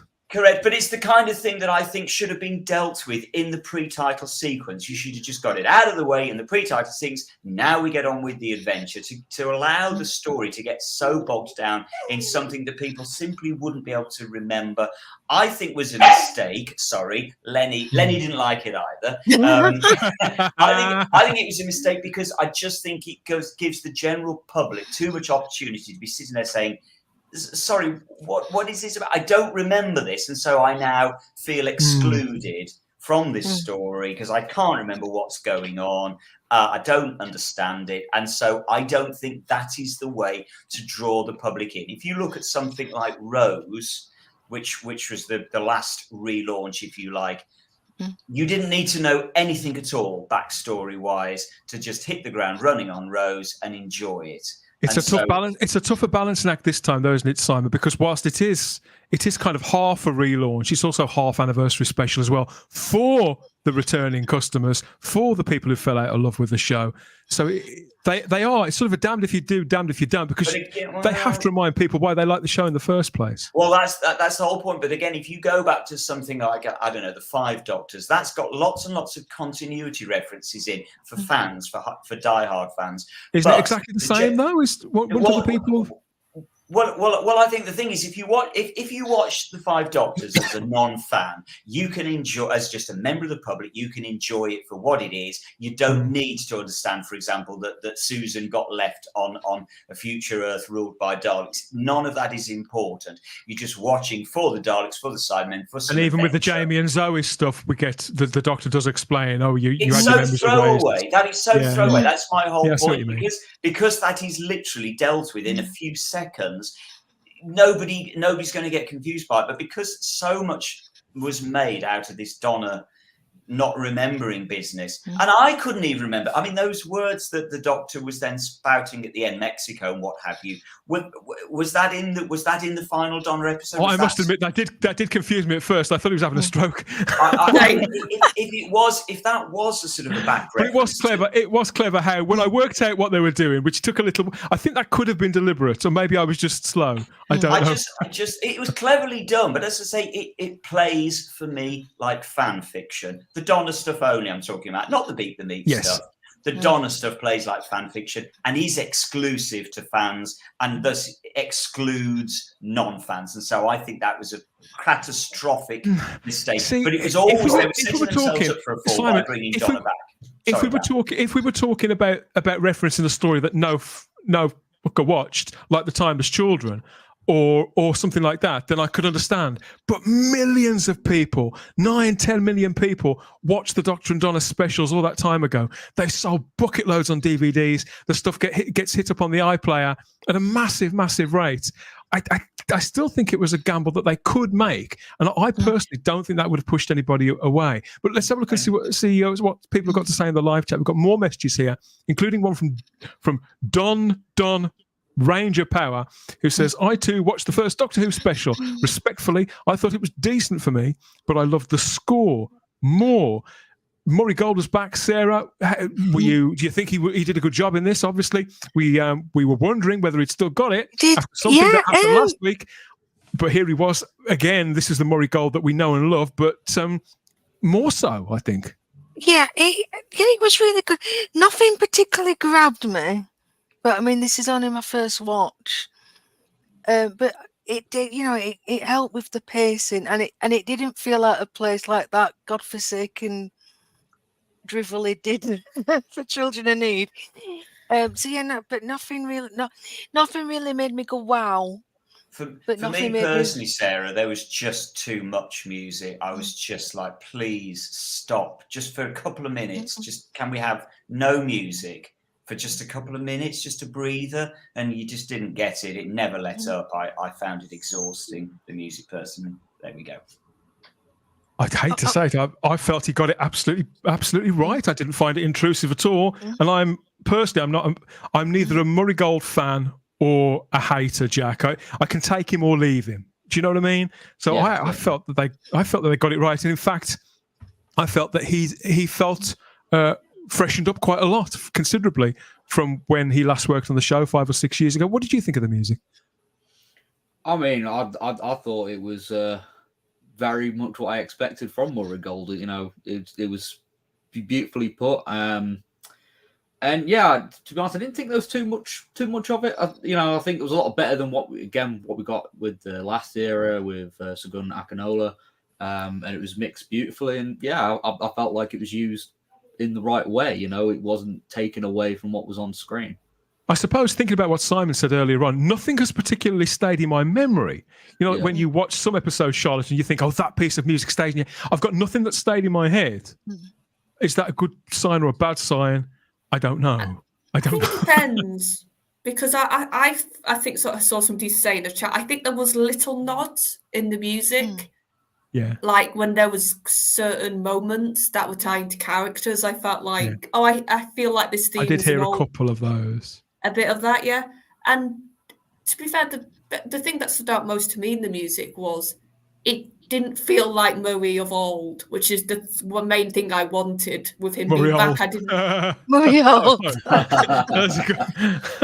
I didn't want to retread, and this didn't feel like that, which is what I'm quite happy about. Holden 190 has really blackpilled here in the live chat. Doctor Who died after Matt Smith. Wow, that was 10 years ago. Never mind, Holden. Glad you're here. It's not Smith, it's Snit. Sniff. What are you right there? Sniff. I know what he meant. Dalek 6388 alias John is in the live chat. He says, I think I enjoyed it. In the main, it felt like a typical Russell T Davies season opener. A lot of fluff and comedy with a lighter story to kick things off. I dare say the next two won't be like this. Well, we're assured by the publicity, by the spiel on the publicity trail this last week we were talking about earlier, Sarah. We're assured that all three are actually going to be quite not stylistically, but thematically different. They're going to feel very different. They've all got different directors as well, I believe. Yeah, yes, I'm happy for that. I don't think they should be the same at all. Just going back to the music, right? To actually notice and hear a theme, you have to have scenes to complement that kind of music. But it was kind of moving a bit fast, and there wasn't any scene that actually could include the music as a theme or anything like that. So that's why you didn't hear the music was just kind of there to complement what was going on, rather than actually being a presence in the whole. It was what you're right, Ian. It's what's known in the film industry sort of Mickey Mousing it, which basically means you are literally just responding to what is on the screen. That's all you're doing, and that's why I had a problem with it, because it was just literally wall to wall. It's just noise. It was just sound. It wasn't bad. There's nothing wrong with it. It was a perfectly decent score. Because Ian, you generally speaking, you're on the same page as me regards Murray Gold, aren't you? Neither here nor there.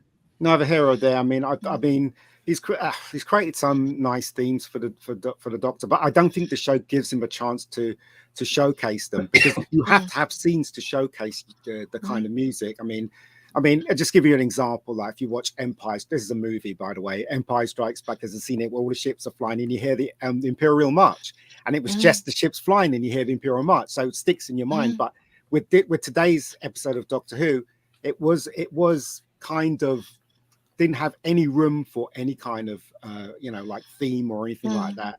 Do you know what I mean? So I guess he could have stuck it in when Donna was dying, or we thought she was dying, but he didn't. So there you go. Richard Brooks is saying here, this is very damning. Sarah, I wanted to like this. I'm sorry I couldn't. I shan't be re-watching this, and I won't be buying the physical media version either. I'm sorry to hear that, Richard. I do understand. I think this is the weakest. I think the other two are going to be much better. They better be. And I think the music will be more. I think especially in this one, because if it is going to rely on that kind of like atmosphere, it's going to need some strong music to be a presence. Like in Heaven Sent, that did a lot of heavy lifting, especially with it just being Peter Capaldi in one situation. See, that's a situation where music is needed. You know what I mean? The actual script, it's in the script, it's needed. So as much as I loved this episode, I thought it was fantastic, albeit with a small f. I really, really enjoyed it. But every episode of this series needs to be better than the last. Otherwise, it is a failure. I would agree, Dan. And for me, it didn't feel good enough when there are only 3 specials here. This just didn't feel good enough to me. I didn't like it, and I didn't dislike it. To a large extent, I'm indifferent to it. There are major problems with it. Binary, non-binary being the primary one, which I'm sure you've probably already covered, which just literally makes me want to scream, and just immediately sets my teeth on edge and turns me off it before I've really got beyond. It was a real thud. It was a real thud moment, wasn't it, Simon? At the moment in a story where at that moment I'd been watching for, I think it was 45, 50 minutes in, and I was saying earlier on when you weren't here, I thought this was joyous, that it really did recapture the magic for me. I was completely swept away in it, and I found it moving and almost euphoric. It felt like Doctor Who was finally back. And during that scene, which I thought was actually really quite well acted, and I thought it made a kind of sense. I can see what they were I could see the mechanics of the story, and don't think it was necessarily wrong to do that. But the way it was written and the way it was delivered was very much one of those "ha gotcha" kind of moments. Bang! Right. Here you are, and so it thudded you right in the face. Yeah, sorry, carry is, on, Dan. That can't be. Again, I'm prepared to accept that my experience with that is one of many. Other people will have received that differently. But I can only speak as I found, and whilst it didn't spoil the episode for me the way it did for others, and Ian felt very much that it spoiled it for him, it didn't spoil it for me. But I was deflated a little by it. For me, it leaves a very, very, very bad taste in the mouth because it's just typical RTD. It's just virtue signaling. I hate the term, but that's what it is. It did fall like a thud, but we knew it was coming when the Doctor dared to give Beat the Meat the pronoun he. I mean, I know. God, how dare he be so disrespectful. To be fair, that's also. But to be fair, that is also part of the comic strip, isn't it? Of the characters that's appeared before. So the definite article thing, that's also part of the character. Yeah, but it's just the way Rose immediately. It's just sorry, Dan. It's the way Rose just immediately leaps on the Doctor, and she might as well just club him around the head and say, "Oh, how dare you decide what his pronoun is?" No, Dan. Unfortunately, then I've got to say, I suppose you could, but you could say that it's not necessarily. I think that now in this day and age, in the current year, we're kind of hypersensitized to that kind of thing. I think a few years ago, if a character would have said something like that, we'd have felt that character was precocious and unlikable. Now, and we'd have read that into the character. Yeah, and I would agree. And Rose did come across as precocious and unlikable and harsh then. But now, because we are in the current year, we think, that's the writer saying this and doing that, and the BBC doing what they do. So we've been worn down over a period of time. But genuinely, Dan, that's because that's exactly what they were doing. Yeah. They are wagging a finger at the audience and saying, "I hope you're paying attention here." And then, of course, it gets this brilliant payoff with binary, non-binary. So basically, brilliant. Well done, Russell. Non-binary wins the day, saves the world. You've got to be non-binary to save the world. I didn't necessarily have a problem with how it was resolved, but the way it was worded. You mentioned it earlier on, Sarah. That it's and because again, I think it was a line delivered by the Rose character. And if we accept that this is a precocious person and a young person, but even so, that thing about I'm neither one nor the other, which is I'm more. You think, okay, that is the moment where that is just too much. Well, that's not Rose speaking. That entire that is somebody scene else. broke the spell. I was enjoying. It was like the Wizard of Oz moment. I was enjoying it, and then it pulled the curtain out and went, "Surprise! Here's the message," and it was delivered poorly. I agree completely. It was a bad idea. I thought it was. And again, I just found it so insulting that Donna and Rose would say to the Doctor, "Oh, it's something a male Doctor just wouldn't understand." Donna would have not said that. That was wrong. Get a grip. Just really. Can I ask a question? I'm a bit confused. So the meta crisis can get passed along with kids? The next generation. It doesn't make any sense. How does that work? I know it's Doctor Who, and we're not meant to take it seriously, but there is a certain amount of logic you have to. I hate all that. I hate all that stuff, but I hated the River Song stuff as well. To me, it's all tied up in that. And to be honest, when I saw the regeneration effect a couple of times, I said, no, not again, because the Stephen Moffat stuff did that. They went back to the well on regeneration. So they cheapened regeneration so many times. Yeah. It got to the point where I just didn't want to see that special effect ever again. We saw it twice in this. You're right. You're right. The problem was that was what solved the day. Like, that's what stopped Donna from dying. That's what helped with Rose. So it was a major plot point. And afterwards, I was just like, as a viewer and even as a fan, I was confused. Yeah. And if you're having fans like that for your big resolution, it's going to fall flat. Yeah. And it will lose the public, certainly. Yeah, if I'm lost, God help the general public who don't even know the I'm thinking, knowledge. I think there are elements of this story that were contrived to for several reasons, and some of them were ideological. In that instance, again, for me, it's in the same pile as River Song regenerating, as Jenny being the Doctor's biological material, so she can regenerate as well. And it's not that I think it was badly done in this, or that I personally think that would sort of have been okay if I hadn't have already seen it several times over. I feel it's been cheapened by time, Jack. So I'm somewhere between the two camps, I think. Ian Gettings in the live chat says, I prefer the comic by far. Yeah. The key scene was on the bus. Russell T. Davis completely missed that. He missed out some of my favourite bits from the comic as well. But you read it quite recently, didn't you, Jack? In fact, you got a tattoo, didn't you? You were so taken with Beep the Meat. Yeah, get that out again. Yeah. You're not regretting the ink then, having finally seen it? No, to be honest. And like, as many have said, I still prefer, in terms of the Starbeast story, I still prefer the comic. Yeah. But what the episode did, had a lot of stuff juggling. But I do want to kind of touch upon the Metacrisis thing just one more time, because I felt it was a bit cheapened. Because back in 2008, the Doctor was saying, it's this all dangerous thing. Because even the Time Lords are like, humans shouldn't be allowed anywhere near that. And then because I could kind of see where they were going to go with Rose having the abilities. Okay, fair enough. But then they could both decide to just let it go. Like, yes. Yeah. And I'm just like, this was meant to be like a death scenario. Like, once you got this, you're super intelligent, but you're on death row.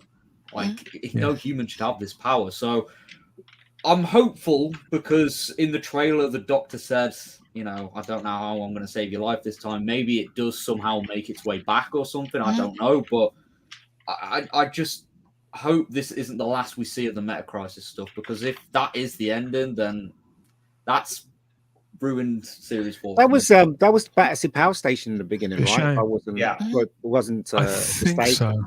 And that's how I read it. That's probably the reason why they had the screen in there then, because of Battersea Power Station. It wasn't filmed. It wasn't filmed at Battersea. It was filmed in Wales. Yeah, but I think they did some. What do they call it, Ian? They call it like plate shots, where they do establishing shots. Match shots. Match shots. That's it. Yeah.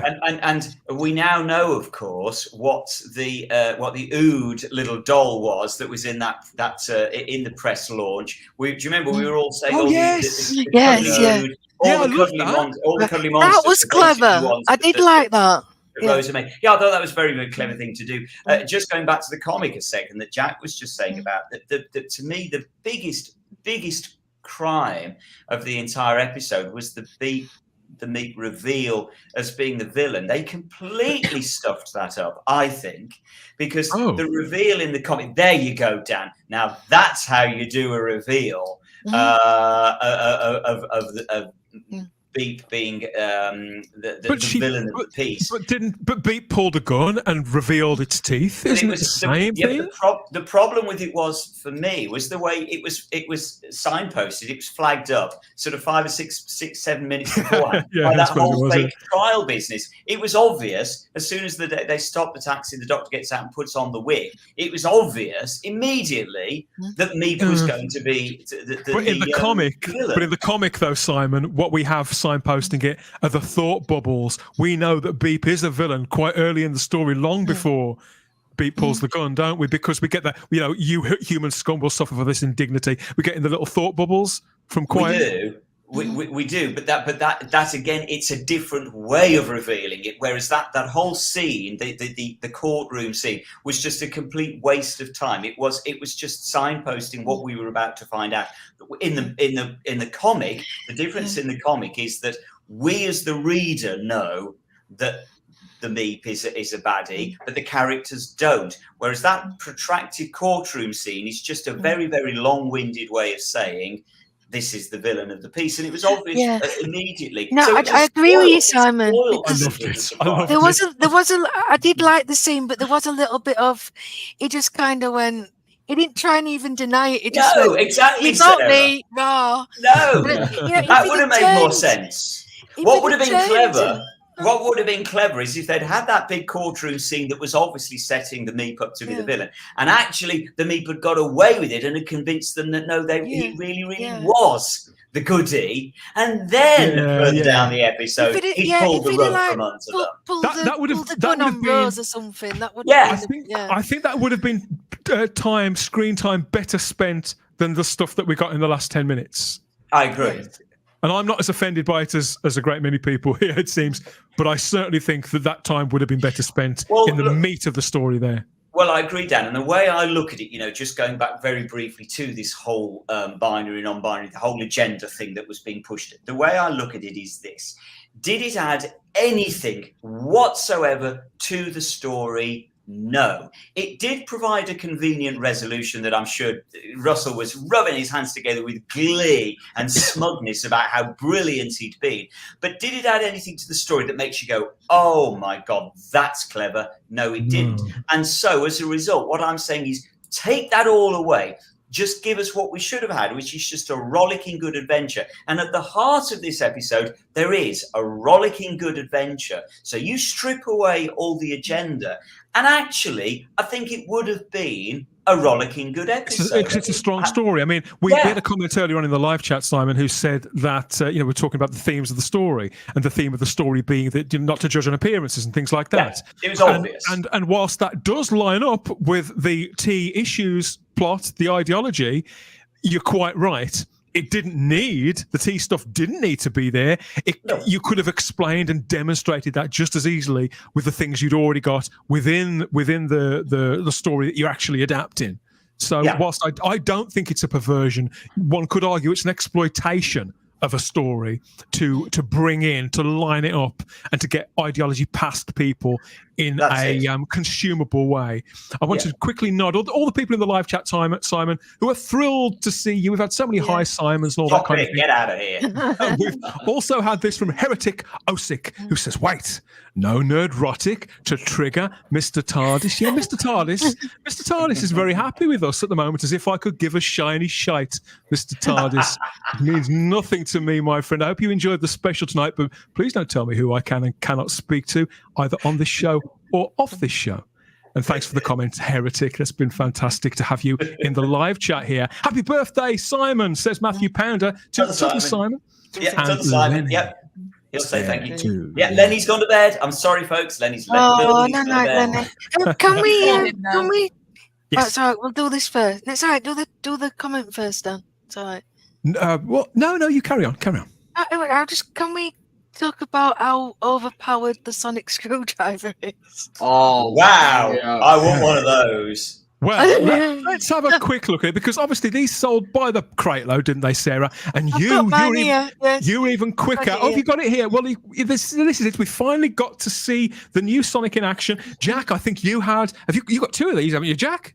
Well, I had the one, but I lost it. Yeah. You what? I know. Lost it? You got hijacked by a meep in a car park somewhere. Yeah. Dan, do you remember when I said? MCM. Dan, do you remember when I said, when is the time they're going to do an Iron Man where he brings up a thing? They did it in this, didn't they? Yeah. It was obvious they were going to do it. That. You did say that, yeah. Yeah, it was obvious they were going to do it, and they did it. So, there you go. So we got an upgrade of the tech. I like that they didn't make it a big deal that the Doctor had a new Sonic in his pocket. He just had it and used it, and it had the familiar sound and stuff. I love this design. I actually think it looks far better on screen and a lot more discreet, Sarah, than I was expecting.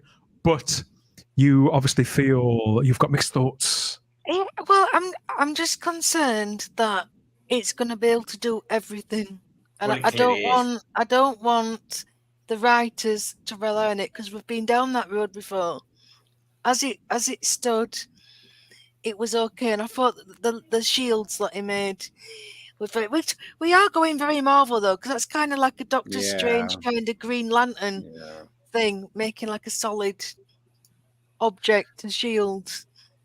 But if it's just for this story, then I'm fine with it. Somehow I don't think so. Oh, no way. No, I agree with you, Ian. Yeah, we're going to see more. Well, the problem is, in many ways, if making those shields is only for this story, that annoys me even more then, because it just basically means that the sonic screwdriver can just do whatever is required for this particular episode without any logic whatsoever. It'll just do whatever is needed, and it's just too much. That's been a problem for a little while, as it was, wasn't it, Simon? Now we have this other setting. I mean, again, I loved this scene. I loved seeing Charlotte. I just loved seeing David Tennant at his best, being so heroic. I thought that it was also beautifully shot. The music was fantastic.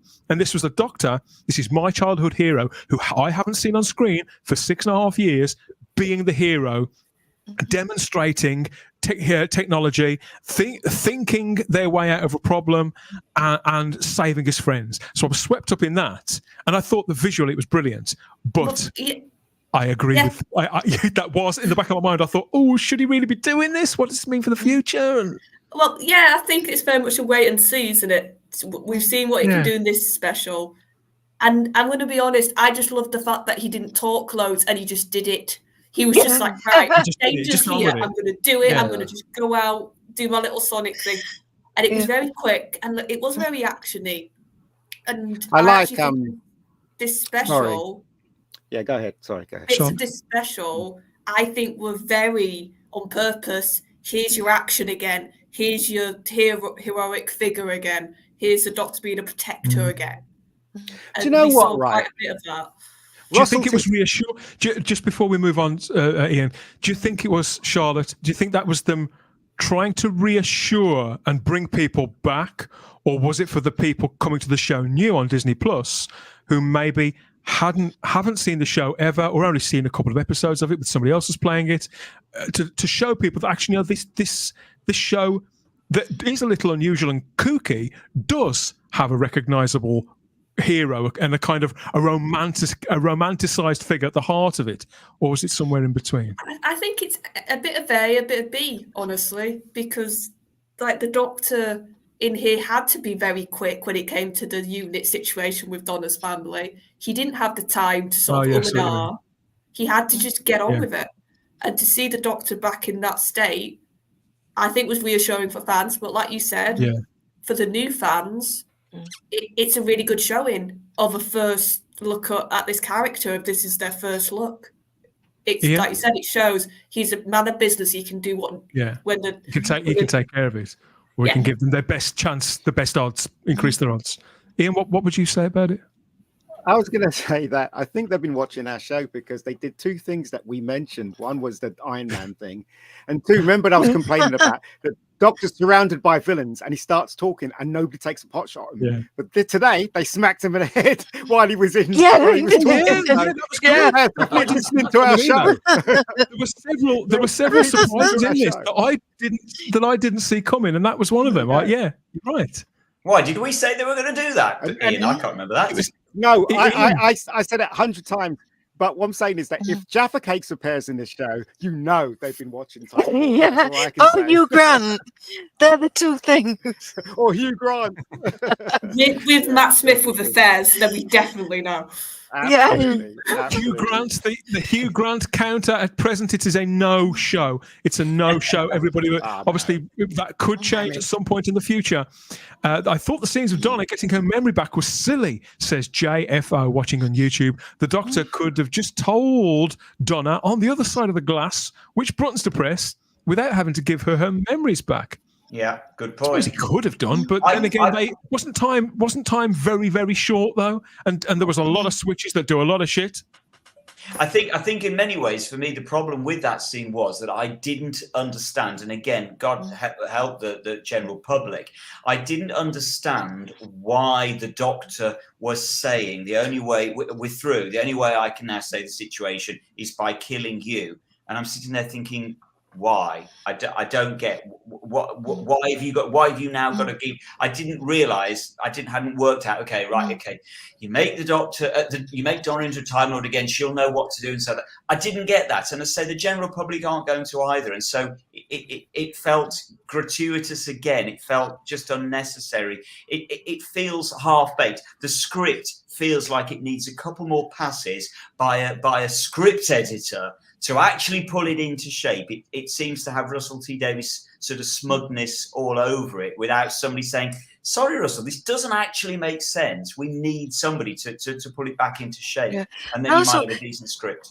I didn't feel the stakes were very high, apart from the obvious danger with Donna. Where was that sense of scale? We nearly got it because the brilliant BBC News reporter was back, and I did like that. But, these massive cracks came out of the ground, and there's just one boy looking out his window going, and then, where was the chaos and the crowds and the screen? They didn't have the time. And then to make matters even worse, then when they fix it, miraculously, against all scientific logic, the cracks just disappear. They close up. Brilliant. How the flying flop does that manage to happen? It's physically impossible for that. So it's completely illogical. So again, I'm divorced again from it. I'd forgotten about that. Yeah, I think, I was swept up in the blockbuster quality of it. And I'm being too picky. I'm overanalyzing. I think that's part and parcel of blockbuster storytelling. I also think, and that's not me making... It's not me making excuses, but it is me accepting that it is what it is up to a point. As I say, if it remains in this place for the next 3 weeks, let alone if this is where we still are at the end of season 1, Jack, then I may have cause for concern that actually they are just going through the motions and delivering something vaguely serviceable rather than genuinely moving Doctor Who forward as a format. I'm not talking ideologically. I'm talking specifically about narratives and about giving us the kind of stories that we either haven't seen for a long time or the kind of stories that you can really tell on that are idiosyncratic to Doctor Who. I like blockbusters, I do. And I'm a sucker for the Christmas specials, all that stuff. I know Ian is as well. But when it comes to general sort of runarounds, I think we should always remember, Jack, that each series and probably each episode of Doctor Who is somebody's first. Yeah. But that doesn't mean you should sort of dial it back and play to low denominators on a regular basis. No, of course. And I think that's where the Star Beast has kind of suffered a little bit of like an identity crisis because, it's meant to be one of the 60th specials. It's also an adaptation. And it's bringing back some old characters whilst also trying to set up a new era. It's just a lot in one go. Whereas kind of whilst reflecting on this with talking to you all tonight, imagine if the Star Beast was, I don't know, say the 5th episode in the next series or something, when you've got like an established Doctor, established companion, and then, say, I don't know, like in series 1, the episode where the Doctor dropped Rose off for the first time, seeing her mom again. Imagine something similar with that with Ruby. He takes her back home or whatever, and then just as he's about to leave her to go on an adventure, spaceship goes overhead, and he's like, let's go and check that out. And then we get an epic 2-parter, The Star Beast. Perhaps. Yeah. It might have worked a little bit better. I get the feeling, Jack, for me, it did kind of feel like a mid-season episode, this, rather than the first 60th anniversary special. It didn't feel very 60th anniversary or very special for me personally. It felt fairly run-of-the-mill. That's completely fair. And I feel like, or at least I'm hoping, that the next two, especially this mysterious second one, is where we really tap into not only Doctor Who's history, but we get to see why Russell has come back, why he's suddenly had this reignited passion to write for Doctor Who again, because originally he was dead against going back. So, I want to know, like, what's your reasoning for coming back? What fresh ideas have you got? And I feel like, without overhyping myself too much, I feel like this next special is gonna really do something. I think we've all got our sort of hopes pinned on that for one reason or another. Yeah, you make some very good points, Doc, because at the minute I am kind of baffled at why Russell's back, because I don't think this is his best work. Oh no, it's okay. No, but I'm like, I don't think it was ever going to be. We've talked about that before, haven't we? Doctor Who at 60 and Beyond is in the live chat. Wow, that's a name and a half. It says definitely a rewatch was necessary of the Donna story arc for new viewers. So he thinks, obviously, this account believes that, similar to you, Simon, that there could be a little too much continuity in there. It could be a little too dense. Yeah. So obviously other people do agree with that. What else is here? Holden asks or questions. I wonder what the Rotten Tomatoes score will be. Does anybody care about Rotten Tomatoes anymore? I don't think I've visited that site in 3 or 4 years since they were exposed as being what they were bought and paid for. Yeah, I am curious about the viewership numbers. I think that's something will be very interesting to see. Yeah, I think some people said I'm more interested about next week's viewers. Yeah, good point. Of this one, because I think this one was always going to get the benefit of the doubt sort of view of it's the first one, let's give it a go. And because whilst Charlotte, we've said several times, haven't we? We don't subscribe to the idea that overnight viewing figures aren't important anymore. It's nonsense that's the case. But on the other hand, times do change, and we had arguably one relaunch in 2018 with a new day. The series was the same in name alone. Here it's kind of happened again, so in some ways it feels like a reset again. So how can we, it'll be quite difficult to, not just to, because people have messaged me and said, what do you think the rating is going to be? Charlotte, I have no idea, not a clue. I don't know, because also it was interesting because I was chatting with my brother. I was like, oh, Doctor Who's on tonight. And he went, is it? I said, yeah. He had no idea. So I think the advertising hadn't reached everybody in time, you think? No. I think there's going to be a bit of that with these viewing figures, because I don't think it's been promoted the way it should have been. I don't think the marketing has had the impact it should have.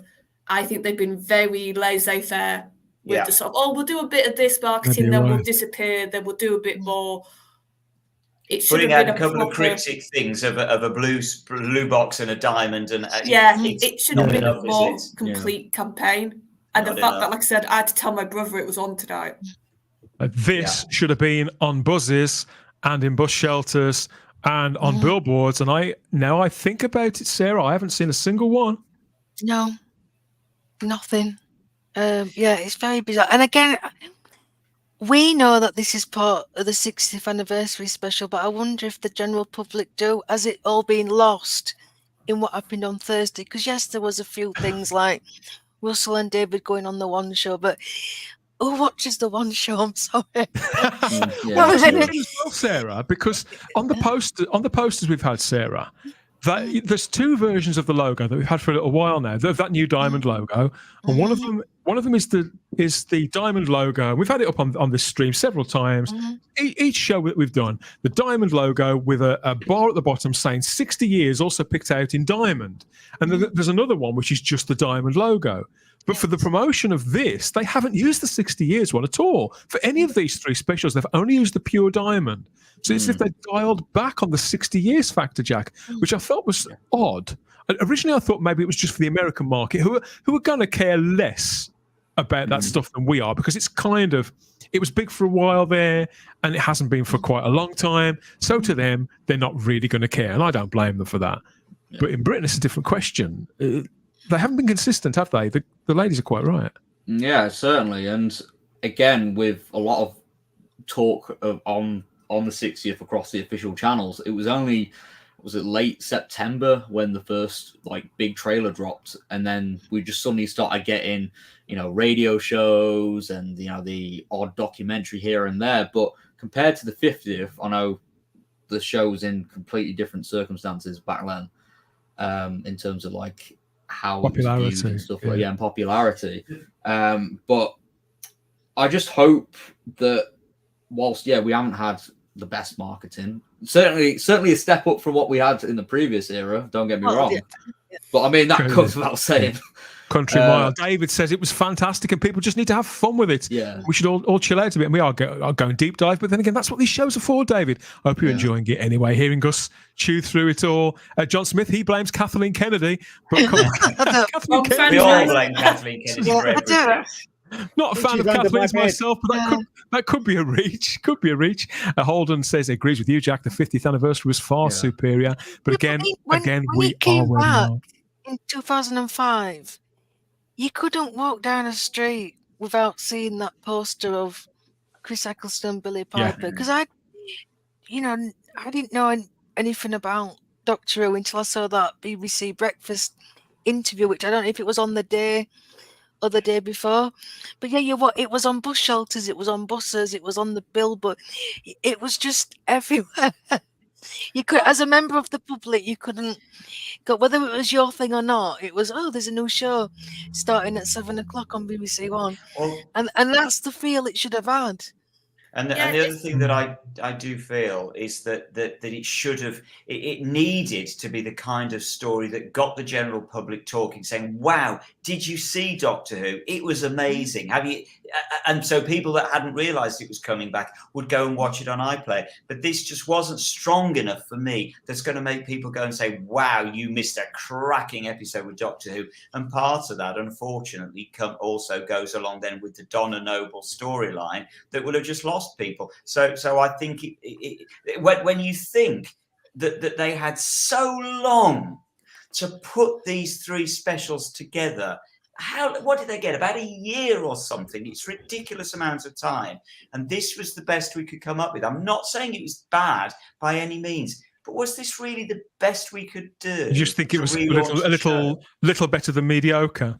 Yeah, I just feel we should have. You're saying that we always knew it was never going to be Russell T Davies' best stuff. Why? Why wasn't it? He had long enough to plan the goddamn thing. If it was me that said, I mean, it's not that I didn't think it would be Russell T Davies' best stuff. I didn't expect it to be mold breaking. I expected it to be a restatement of intent with everything tuned up, looking its very, very best. And something celebratory about it. In many respects, I think Russell T Davies was firing on. I think he was firing on more cylinders than he wasn't. But because he has undoubtedly, as we found out to our cost last week in something which was extraneous to this and largely has borne no relevance on this at all. But we did see in that interview afterwards, after the Children in Need, Russell T Davies has been ideologically captured. He is intellectually compromised, and we are seeing that starting to manifest in that last 10 minutes. The Russell T Davies actually of 3 or 4 years ago, when he put out It's a Sin, wouldn't have made that call, let alone the bloke who wrote Journey's End, Midnight, all those other classics. So I am, as I say, as much as I enjoyed this, I remain trepidatious about the next full season of Doctor Who that we're going to get next year. Dipox says here, Simon, I hope the directors are watching this live stream now. What directors? No, I think it's probably best that they're not, to be honest. Several people watching in the States, or our American viewers here on YouTube, are mentioning here the lack of promotion on Disney Plus. Joe says no promotion on the Disney Plus main page. It went up only today after they uploaded the episode. And the same here, the lack of marketing on this side of the pond has been so lacking. I don't think anybody knew that it was coming. Charlotte? My brother made an interesting point about this side, and I can't help but think it might have been the same issue in America. He said, I haven't seen any advertising on YouTube for these specials. No, neither have I. And then I thought what he said, I was like, oh, yeah, like there's not been any tiny ads. There's not been anything. Mm. And considering how much we've said the BBC seems to want to use online as how it's going to market everything now, how much it seems to want to capture that youth market. Yeah. YouTube's the place you go for that. You're right, because the other Disney stuff, like the Star Wars stuff and the Marvel films, it's every 5 minutes. You're clicking on something and there's ad for something coming up. So now you've mentioned that, also, Charlotte. On the radio as well, Disney promoted on the radio, especially on Magic, like every 5 minutes. And I only heard one thing about Doctor Who on the radio. I think it was Radio 1. And that was it, really. But then again, I'm not an avid radio listener. And it's like what Simon was saying with this idea of your first one needs to be that sort of fantastic God, it was brilliant. We need to watch it next week. Do you know what, The right? marketing I needs think to it do simply that needs as well. I right. honestly, above everything else, what I feel it needs to do is say, thank God this series is back. Maybe that's just for me, for my purposes, come to think. Maybe that's a subjective thing for me. That's what I needed from it. He's back, and I did get that. It looks like they spades. spent a lot of money on it, though. But I found the action a bit dull. You know, when they were in the street and they were firing at each other and stuff like that. There wasn't any So did I, tension actually. or anything like that. It was just like things getting blown up in the like street. I was thinking, I was maybe. thinking, Do you think maybe in that because we're and you know me, and I know you and I cut from the same cloth with this. We're both in touch with our inner child, but the fact is we're not 8 years old anymore. Maybe 8-year-olds feel differently. I don't think it's that actually, Dan. I think we are capable of being blown away by good action sequences as good as an 8-year-old. And I must be honest, that particular sequence that you're talking about, I actually zoned it out. My mind drifted during that, and I suddenly clocked. Oh wow! Actually, it looks impressive from the point of view of the budget is up on screen when they're blowing cars, but it washed literally completely over me, and I just zoned it out. I stopped paying attention. And I think to a large extent, that's probably because for me, that's not what Doctor Who is about. We're not watching it for cracking action sequences. You want you need highs and lows, and you need faster paced stuff and slower paced stuff. But we're not watching it for action set pieces. And so, I'm watching it for good characterization. I think they have their place. Dialogue. The reason why I zoned out a little bit was because I was so wrapped up in the character stuff, Sarah. I kind of didn't want an action sequence there. It was breaking up the stuff that I wanted. But then again, I think that could be because I'm not 8 years old anymore. I only watched it a few hours ago. My boys enjoyed it, and I liked it when they came crashing through the house. But yeah, the fight outside, I thought it was dull. You can make action. You can make action sequences fun for family because if you look at was it Guardians of the Galaxy, the first one, that had loads of action sequences, and that was like a family thing. No, as well. I'm not saying you can't. You can do it. I think the way that you divide between one or another. I want to just mention Bunch of Wallace comment here who says you have to keep the same energy as you would with Chibbers. Dan, this was below mid. The simple fact is, Bunch of Wallace, is I don't agree with you. I don't think you could describe this as mid. I thought it was pretty good. I don't think it was excellent. I thought it was pretty good. I thought it was a strong start. I found it very, very entertaining. I just disagree with you. I think it's night and day compared to anything that Chibnall ever put out. But your opinion is more than welcome. It's definitely better than Chibnall's stuff. But I haven't. But I haven't got to do. I haven't got to do anything, Bunch of Wallace. So let's get real. Yeah. I mean, if you look back to just because I've watched it recently, Doomsday. You know, there's that battle going. You've got the Cybermen, you've got Torchwood, you've got fabulous dogs, action, and it's just in that TARDIS area, and David Tennant's going in to grab the two wakes.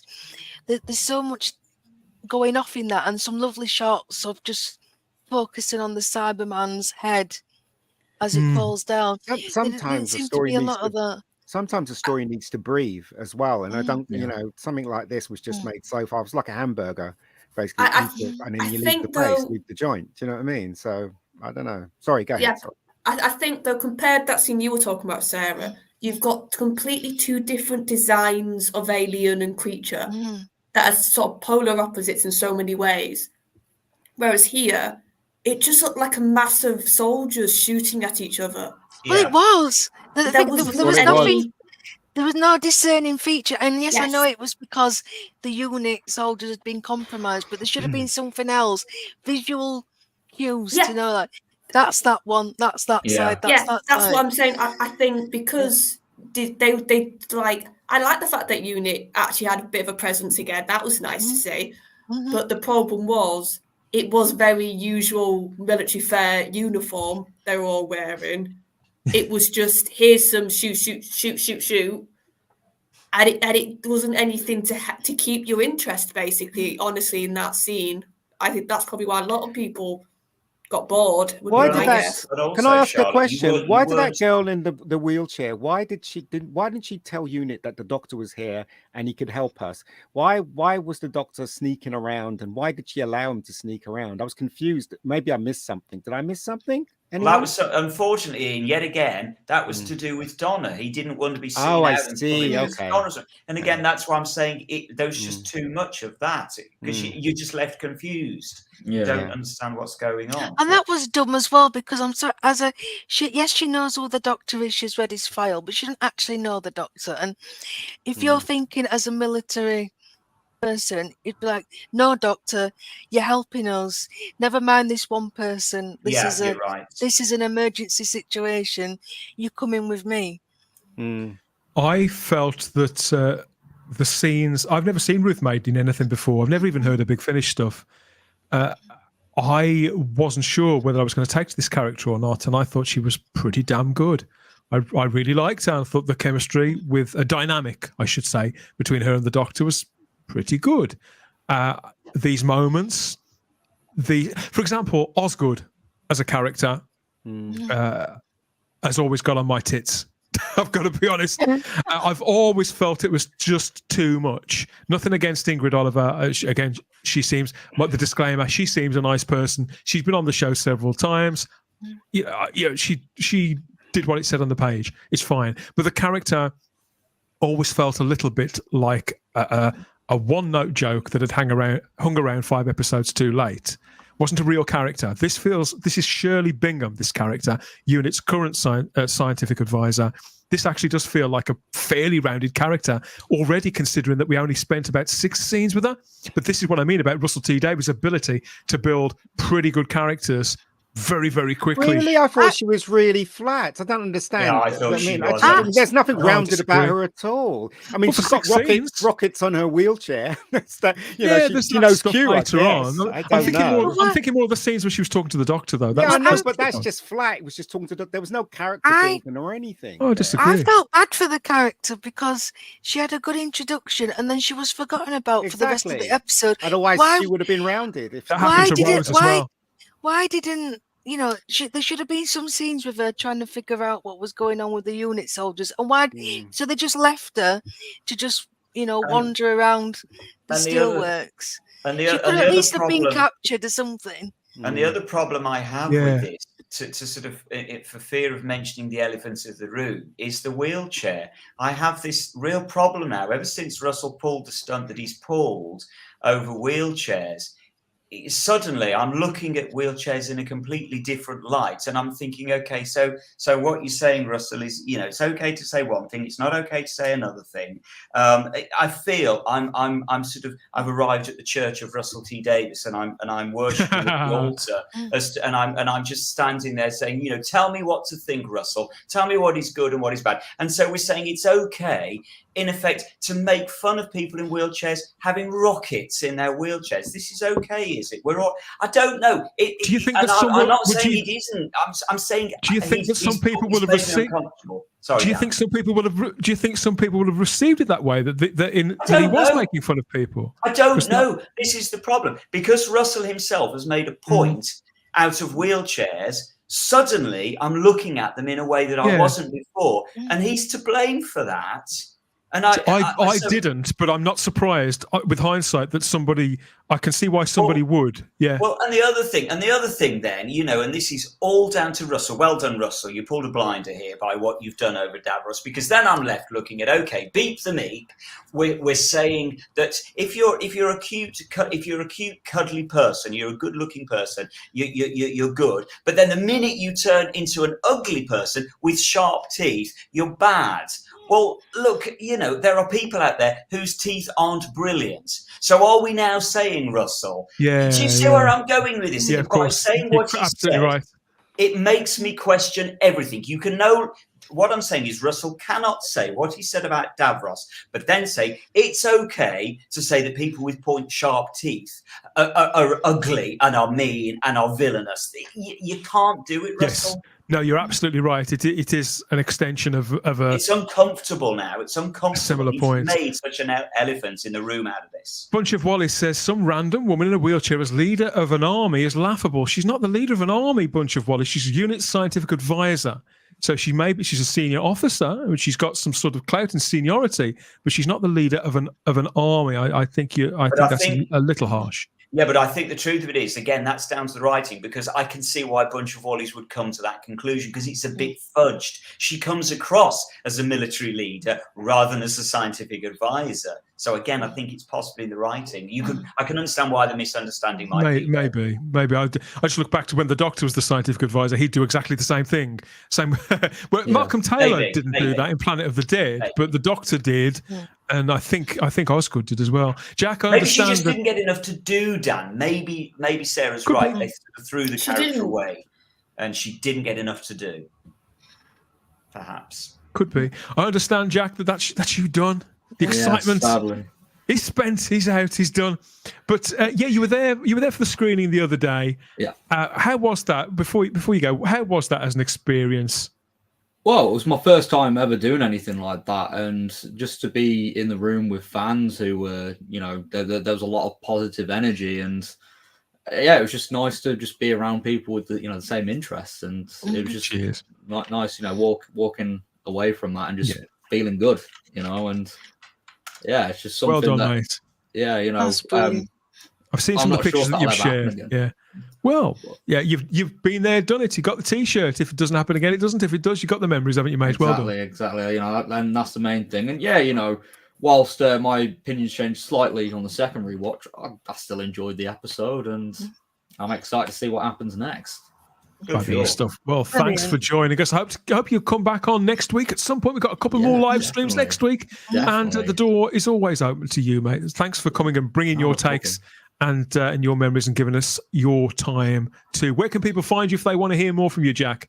Well, I'm one of those pesky Doctor Who YouTubers, so if you type in Nerd Dan, you'll find me on there, and on the socials at Nerd Dan Real. You'll find me on Twitter, talking all things about Doctor Who.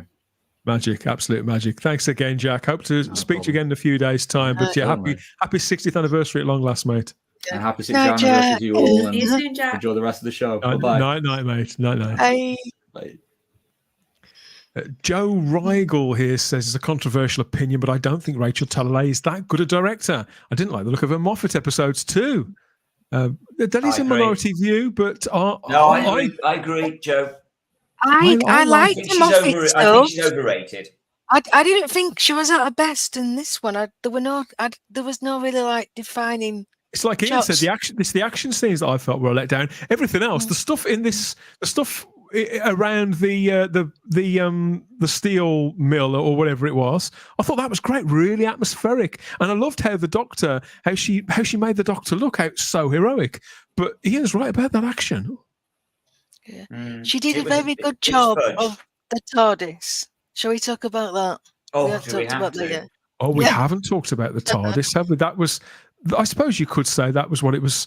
Well, I'd forgotten about it. I was that swept up in the episode. I forgot we were probably going to get a look at the TARDIS, and we've got no pictures, no official pictures as of yet, but they did reveal the brand new interior of the TARDIS. Absolutely cavernous and close to the same kind of hue that we had in the classic series as well, Simon. It looks like a functioning time-space capsule again. It didn't to me. It didn't to me. No, really? No, not even that? It's too damn big. It's big to the point of being yet again smug. It's like, we've got so much money, we can make the TARDIS this big. The TARDIS was never that big. It's ridiculous. And I just thought it was so clinical, so cold, so heartless. So it's got nothing redeeming for it to me at all. It's just cold and heartless. Well, and it was only in the plot. It was only freshly generated, wasn't it? So maybe the Doctor will scatter some more books and bookcases around on a guitar like he did the last time. No, it can't be recovered for me. It's just too big. It's too white. It's too clinical. It's too cold. I can't see any redeem. I didn't like the console. It's just no. Sorry, doesn't work for me. I'm delighted for people it does work for. Hated it. I loved it. I know what you mean about the size of it. But then again, people see, obviously in the TV movie, that was so much bigger than anything we'd seen before then. So but the difference with that was, Dan, the difference with the TV movie was they did something with the space rather than just saying, wow, look how big our console room is. It looks too bare. It's just showboating. That's all it is. It looked a bit like, and maybe it's just me, it looked like a marble run, with like other ramps and things. Yeah, I do know. But I did love David Tennant running around it, because I don't think that was it. That wasn't even him acting, was it? That was just David Tennant, the fanboy, going, "Oh my god!" So that did make me smile. I did like that, but yeah, I need to see more stuff in it, or maybe some atmospheric light. What's your gut instinct? Do you like?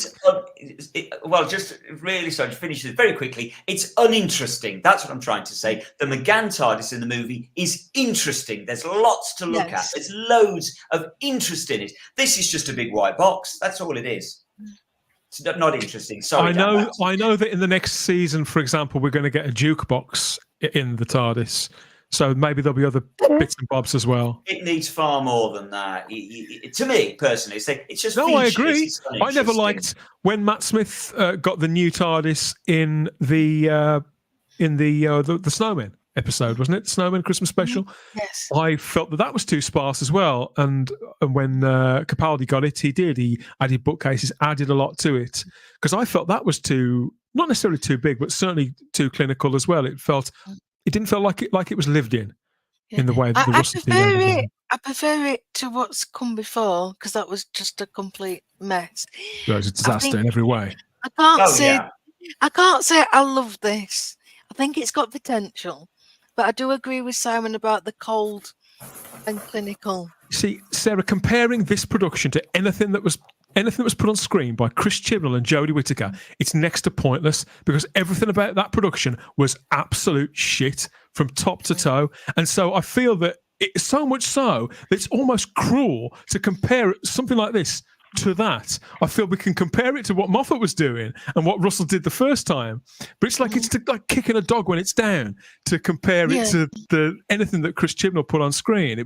It's just totally different. What do you think about the TARDIS, Charlotte? What's your take on the new TARDIS? I liked how I felt like we've had lots of dark TARDISes in New Who, so I liked the fact that it was lighter. I've wanted a lighter TARDIS for a while, if I'm being honest. I agree. I agree on that. I like the console, actually, because to me it was a very classic inspired console. It looked a lot more like actual computer again, like an actual scientific sort of instrument again.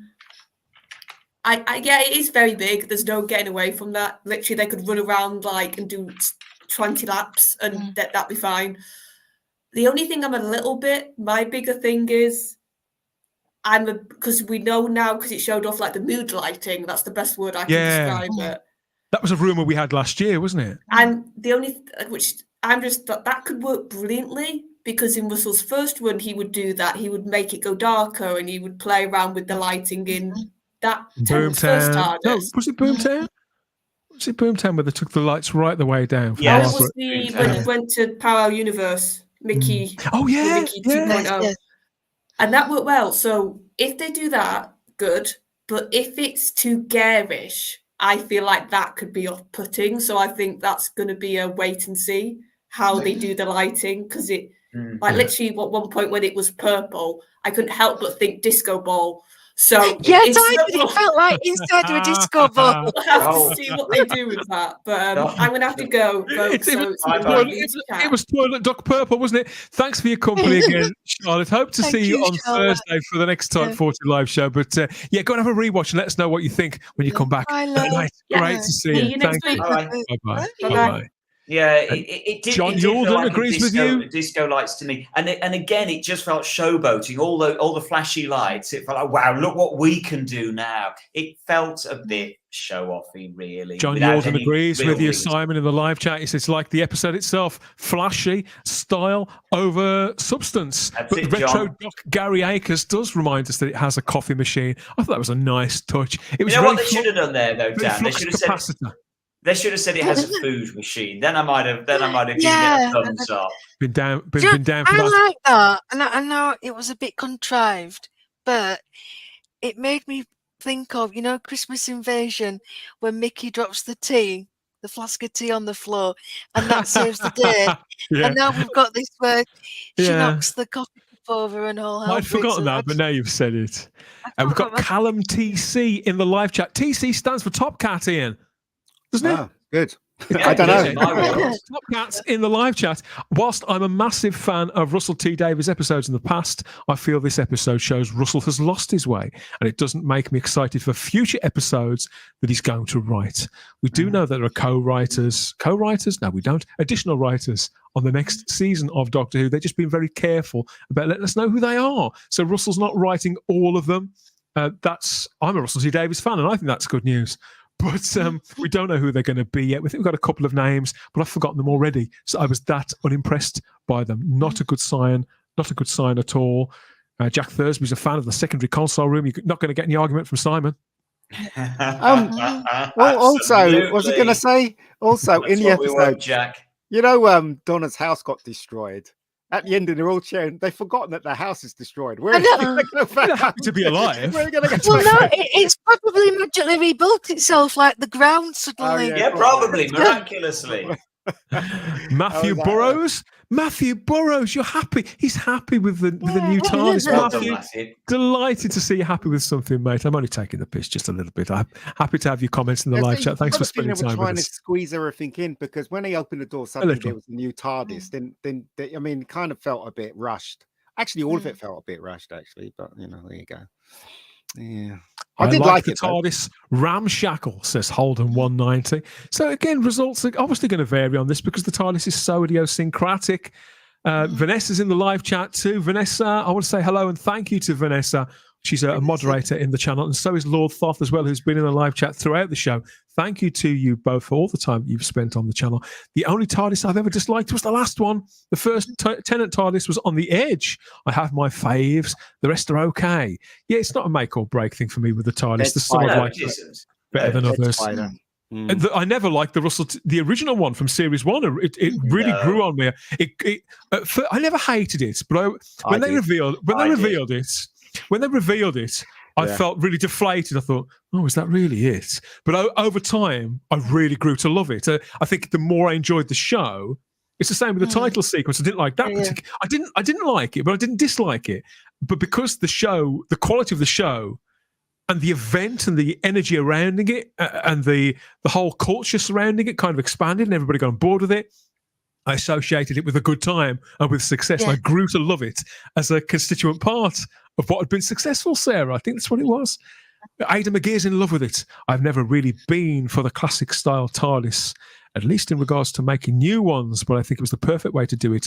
Blue lighting is best, though. Blue lighting is always best, Ada. He's very clear, very, very clear on that. The results are definitely varying too on the coffee machine. Some people like it, some people don't, but some people could be tea drinkers. I don't know. I don't do either myself, so it's hard to say. The roundels are very prominent, so that's okay by Stephanie Barrett. There we are. Fabulous. I really was hoping that the doctor would say, ooh, roundels or something. I just wanted to hear the word roundels, and they let me down on that, but there we go. Titans. And people are now telling us about their favourite TARDISes. Again, we could go on that forever, couldn't we? Yeah, good stuff. Stephen Noonan's in the house. Dr. Encore says, good to see you, mate. Hope you've had a good day. He texted me earlier on. Did I reply to him? I think I did. Did I, Stephen? I'm happy to see you there. But he says, I didn't watch tonight. I just tuned in to hear your lot, which is, of course, is the right answer, everybody. Yes, it is. Reassured that the first thing I hear is Simon denigrating the new TARDIS console. Sorry. Control room. Sorry, Stephen. Control room. What can I say? So that's us on the Star Beast. This is our instant reaction show to the first of these specials, directed by Rachel Talalay, produced by Vicky Dello. I wanted to mention her name. Seems a lovely woman. She was on some of the Unleashed material as well. I just thought she seemed like a really nice person.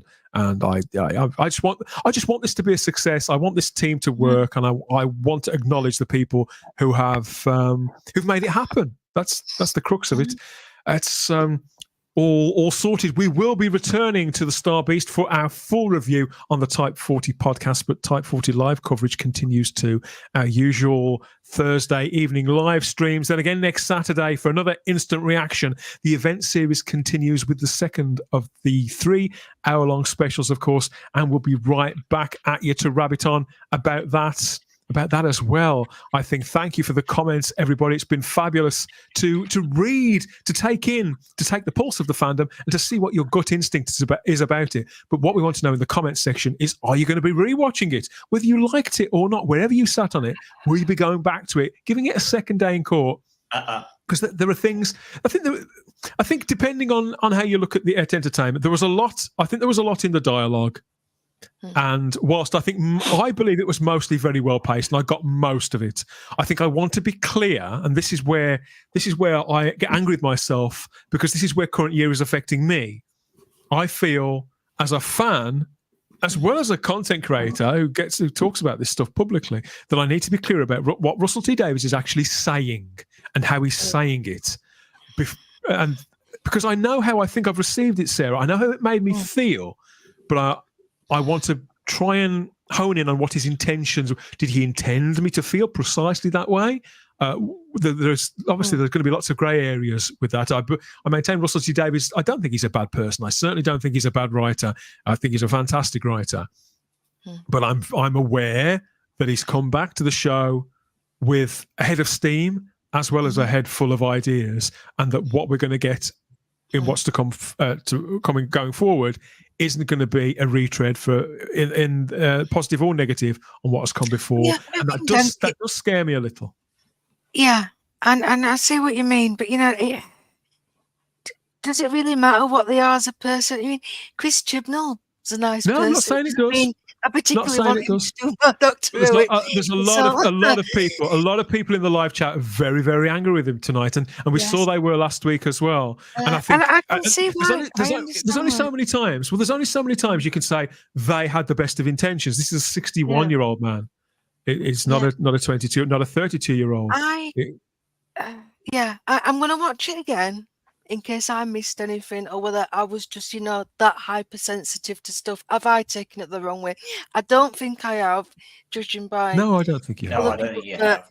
I will give it the benefit of the doubt, but no, I don't think Russell does anything unintentionally. No. I think this was deliberate, and I think I'd even go so far as to say that he even chose the Star Beast because of what you said, that the general crux is appearance, identity, and not judging it. And he's weaved this, and like Charlotte was saying, it was always to get to this binary thing. Yeah. And I think it is, and I think that might have actually cost the story. But it hasn't put me off. I mean, I'm very intrigued to read, because I've not read the comic book because I didn't want it spoiled. I am intrigued to go and read it, and I'm very much still looking forward to next week. So it hasn't put me off, but I do believe this stunt will have put people off who were willing to give it a go, and that does concern me quite a bit. And why would you do that? Well, I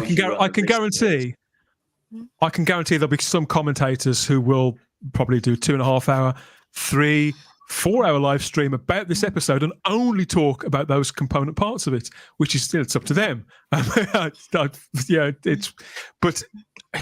can I blame them? I suppose when they're thrown because he's red meat like this into the hands. He wants. I think it's a shame. What he wants to happen. He wants people to. He's baiting people. It is as simple as that. It is very, very, very deliberate. I'm not in any doubt whatsoever. There is nothing accidental whatsoever. He's baiting people deliberately, and I just find that deeply irritating. It's not of interest. It's an abuse. I think it's an abusive position, and I feel that way about no, I don't feel that way about all producers on all TV shows, because I suppose it depends on where they were commissioned. But I resent somebody taking the reins of an intellectual property and a legacy brand like Doctor Who just like with Star Trek, I resent somebody taking the reins of that and deciding that now that property is about is essentially a platform for ideology. The guy who took Star Trek publicly stated that without even flinching, and he deserved everything that he got.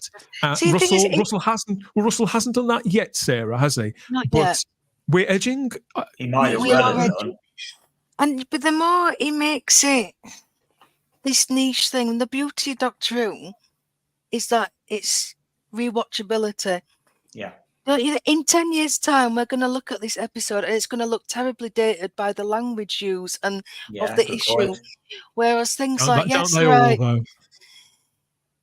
Yeah, but there's things that are more broad than you can always have like a broad thing about capitalism or a broader thing about that's the true. environment. But this is like really like honed in as I'm going to talk about this issue, so you're all going to listen. I just think, in years to come, we're going to go, pronouns. Oh, that was such a stupid time. Yeah. I just don't understand why, as the custodian of such a huge brand, you would run the risk of alienating any of your viewers. I don't understand what you've got to achieve by deliberately pushing some people away. And he knows by doing these kinds of things, he's deliberately choosing consciously to push people away, and I just don't understand why you do that.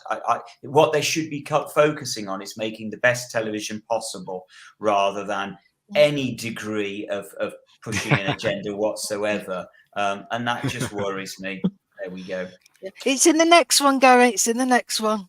Does anyone else think it's interesting that there was no next time trailer at all? For the first time in New Who. Well, there was a trailer, but it came after. I think this second one's going to be the best out of the three. Where was the trailer? I never watched it. Sorry, Dan. Where was the trailer, Dan?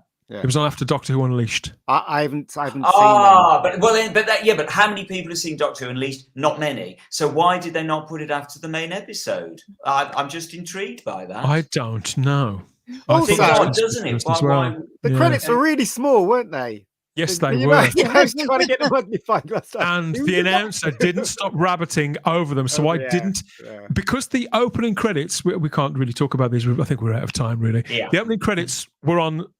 They seemed very condensed, and so did the closing credits, and they were all talked over. I felt like I didn't get to hear the new theme tune properly, which is immensely frustrating. But that's a conversation for another time, I think. Please like this video, subscribe to the channel, check you're still subscribed, because YouTube can be a bit naughty like that, can't it? And hit the cloister bell to get all our notifications about further live streams and podcasts and other videos here at Type 40. Last word, I think, has to go to John Smith, who says it's the best story ever, except for the better ones. Fabulous comment.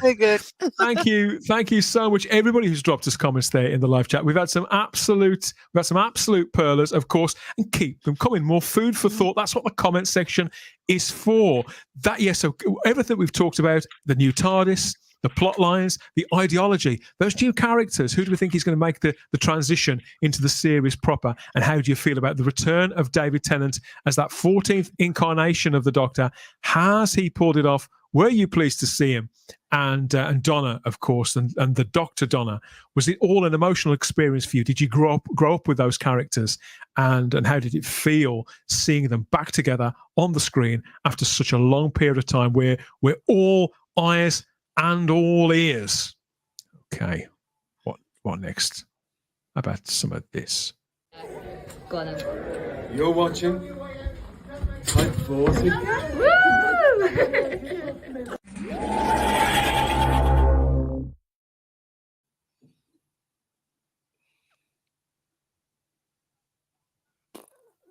Oh yeah, okay. One more thing, everybody. One more thing.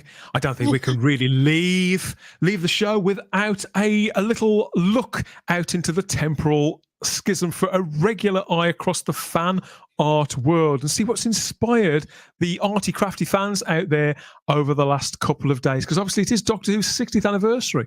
We were on Thursday, weren't we, talking about the Daleks in colour then, and that stimulated so much conversation, Simon. We've had massive comments in the video, in the comment section there. I know you've been interacting a lot there, and it does seem to have, I think it's gone down mostly very, very well. But we appreciate all those comments.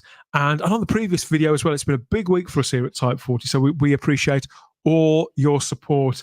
Obviously, as it's an anniversary, a lot of the fan art has tended to involve the legacy in some way. And although we don't have an artist for this piece, I really like it, and I think it sums up the occasion of the last couple of days, in particular since Thursday, from Thursday to now, really, really well. So we've got the First Doctor and the 14th Doctor both leaving the doors of their police boxes. And of course, that's the First Doctor as we originally met him, specifically in that opening episode, Simon. Mm-hmm. Yeah, that's a great piece of artwork, actually. It's clever, it's nice, it's Lovely, respectful.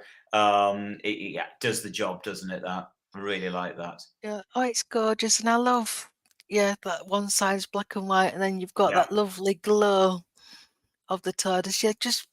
Very beautifully done. It's simple but effective. That is, it hits the mark.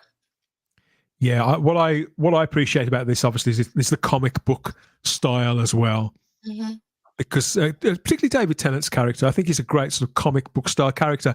I often think he looks like a comic book hero brought to life. And that's how I feel Russell T Davies' version of the series, where it comes from in many respects, the comic book genre that again, he's gone back to for the Star Beast, hasn't he? So it's probably part of that. It's what people have got to say about this. Pretty picture time, says Richard Brooks. It is nice. He obviously likes that one. Nice, again, from Garbage. So simple answers, nods of approval there from the people in the live chat. Just popped in to say hello, says Michael. Hi, Michael. Hi, Michael. Mm-hmm. Hello back. The original and the first, says Garbage. Quite right. Yes, there's that one, and there's also this one, this poster here. This is the work of Luigi Lanelli, which now I'm not sure if Lanelli is that a Welsh name? But Luigi is obviously, that's Italian, isn't it? I don't know where this person is from, but I think this is a fabulous piece of artwork with all the incarnations of the Doctor and a couple of interlopers. All the incarnations of the Doctor are there, but beautifully captured in this sort of sketchy style. And I really like the colours as well, the gold and the blue. I think that just works really, really nicely, particularly like the 12th Doctor's hair. Yeah, oh, it's wonderful. And I love the the time vortex energy coming out of the TARDIS. Yeah, it's all. And isn't it interesting to see that, just the truth be told, the whole of fandom pretty much just accepts that William Hartnell is the First Doctor, and I'm certainly not opening the can of worms on the Timeless Children, but it simply didn't do what Chibnall wanted it to do. People just don't care about it. It's just it's roundly ignored by everybody. It just never took hold, did it? People just know what the right answer is. Simple as that. Interesting and heartening. This is obviously quite stylized. Some of the likenesses are better than others, but I think what it does communicate nicely is the energy of Doctor Who, which I always do appreciate. That. Well, as I say, the purity of it. It is the purity of the idea, and that to me is what works with Doctor Who. I don't need it to be watered down by millions of people having been the Doctor. This is quite enough. It's perfect as it is. It works really nicely. I like these stylized pieces because I do like a good likeness, but we've got photos for that. It doesn't have to be a accurate photo likeness for you to get to be able to enjoy it and portray. You can still get a lot of the personalities, just like the guy who does the little cartoons, Ian. Cartoons, facial expressions like the personalities through. There's too many Ians in Doctor Who fandom, Ian. The Tom Baker in that picture looks like an old woman. Doesn't? If you look at the picture, I think that's Tom Baker. Is it not meant to be? The likenesses are all pretty ropey, but it doesn't matter. Is that Tom Baker? It looks more like Shirley Williams to me. It does a bit. There was Doctor. I think his War Doctor's fantastic. I like the idea though of it. Yeah, this is it. I like how it's been stylized. I like the energy. more so than the likenesses. Yeah. If you get what I mean. Yes, I agree. And the thing is, again, Doctor Who is the only show that can do a piece of artwork like that. It's the only show that's got one character played by so many different people that you can celebrate it. And that's one of the unique qualities about Doctor Who that's just lovely to always see celebrated. I always think it's lovely just to see a lineup of doctors. It just works. Unsurprisingly, there's been quite a lot of fan art inspired by Beep the Meep for the last 45 years, hasn't there, Simon? But I thought you might like to take a look at this one. This is brand new from Scott Gray. Scott is the writer and sometime artist of Doctor Who comics for Panini, but he also sells prints of his own work. And this is the two sides of Beep the Meep. They're captured in this brand new piece, which he's selling prints of right now at his Etsy store. Very good. Am I right in thinking in tonight's episode that he's not called Beep? He was never referred to as Beep. He's just the Meep. He just goes Beep, Beep. Yeah. Yeah, but he's just the Meep. Whereas in I'm trying to think. It's a long time since I read the comic book, but I think he is Beep the Meep, isn't he? I read it last week and I can't remember. No, I can't. I'm just wondering whether he's the Meep, but he just goes beep beep in the comic in the same as he did in the TV show tonight. I don't know. Can't remember. Somebody in the chat will know that one, I'm sure. Yeah. It reminds D.I. Pox of the Cat in the Hat. It does. Yeah, that kind of that style. Yeah. I really liked it. There was a very like Smeagol and Gollum quality to it, which I really liked. You've got the both sides here. Yeah, I suppose there was. I still prefer the sort of the pom pom sort of fuzzball kind of treatment that the comic gave the Meep, rather than the more straggly sort of space rat kind of look that in tonight's episode. I just like that round cuddly fuzzball image. But there you go. I didn't realise how big he was. Sorry, because in the trailer you couldn't really tell, and of course I'm not familiar with the comic. So when he's like in the house and he's holding on to Donna's leg, I'm like, bloody hell, he's big. I thought it was like a rabbit or something. Did they reveal how they did it in the making of thing? Yeah, go and watch Unleashed. It was really good. Yeah, I did think we'd get a chance to talk about it tonight, but wow, we've really got into this. But it's understandable with it being such an important, such a crucial episode of Doctor Who, the big comeback after all this time. Perhaps we'll look at Unleashed later in the week here on the Type 40 channel. Please like the video, subscribe to the channel, check you're still subscribed, and hit the cloister bell, the all-important cloister bell for what's coming next from us here at Type 40. Again, thank you again for all the new subscribers and all those fantastic comments too. The deep and the meaningful ones, Simon. Sometimes I have to really scratch my head before I answer them. They're really taxing. But it's better to have those than the ones that say, like, why don't you guys just shut up and things like that. I mean, those are fine too. They'll still get a heart from me. But some of the deep and meaningful ones, wow, I have to go sit on the toilet and think about them for at least 10 or 15 minutes. But whichever way they are, please keep them all coming. It doesn't matter what we're talking about. You still manage to get in a toilet reference every week. Don't I? What's wrong with me, Sarah? Lord knows. Heaven knows. I don't know. I tell you what's wrong with me. I need to see more work from you fabulous fan artists out there. If you're a fan artist, you know a fan artist, please send your work, their work, our way. We can pop them up on the green screen, on the view screen, and everybody else can have a look too. Oh, yes. So let us know. You can send us those. Where can they send them? Through the social medias, Instagram and X at Type 40 Doctor Who, or do what several fan artists have already done and join us in the Type 40 Facebook group too, with regenerations worth upon regenerations worth of other Doctor Who fans sharing their memories and looking forward, mostly. Okay, some not, others, yes. Kind of looking forward to what's to come in all new Doctor Who. That's another one done. And the event series is off and running after an excruciating wait. Obviously, the anniversary excitement will continue next week, wherever the Doctor and Donna end up after she's poured that coffee. Was it coffee? Coffee in the TARDIS? Coffee. Heaven knows. For the Americans. Coffee. UK overnight ratings will be released very, very soon. In fact, by the time you watch this, they may well be published if you're watching from the future. If you're watching from the past, I'm sorry about all the spoilers, I suppose. Yeah, you shouldn't be.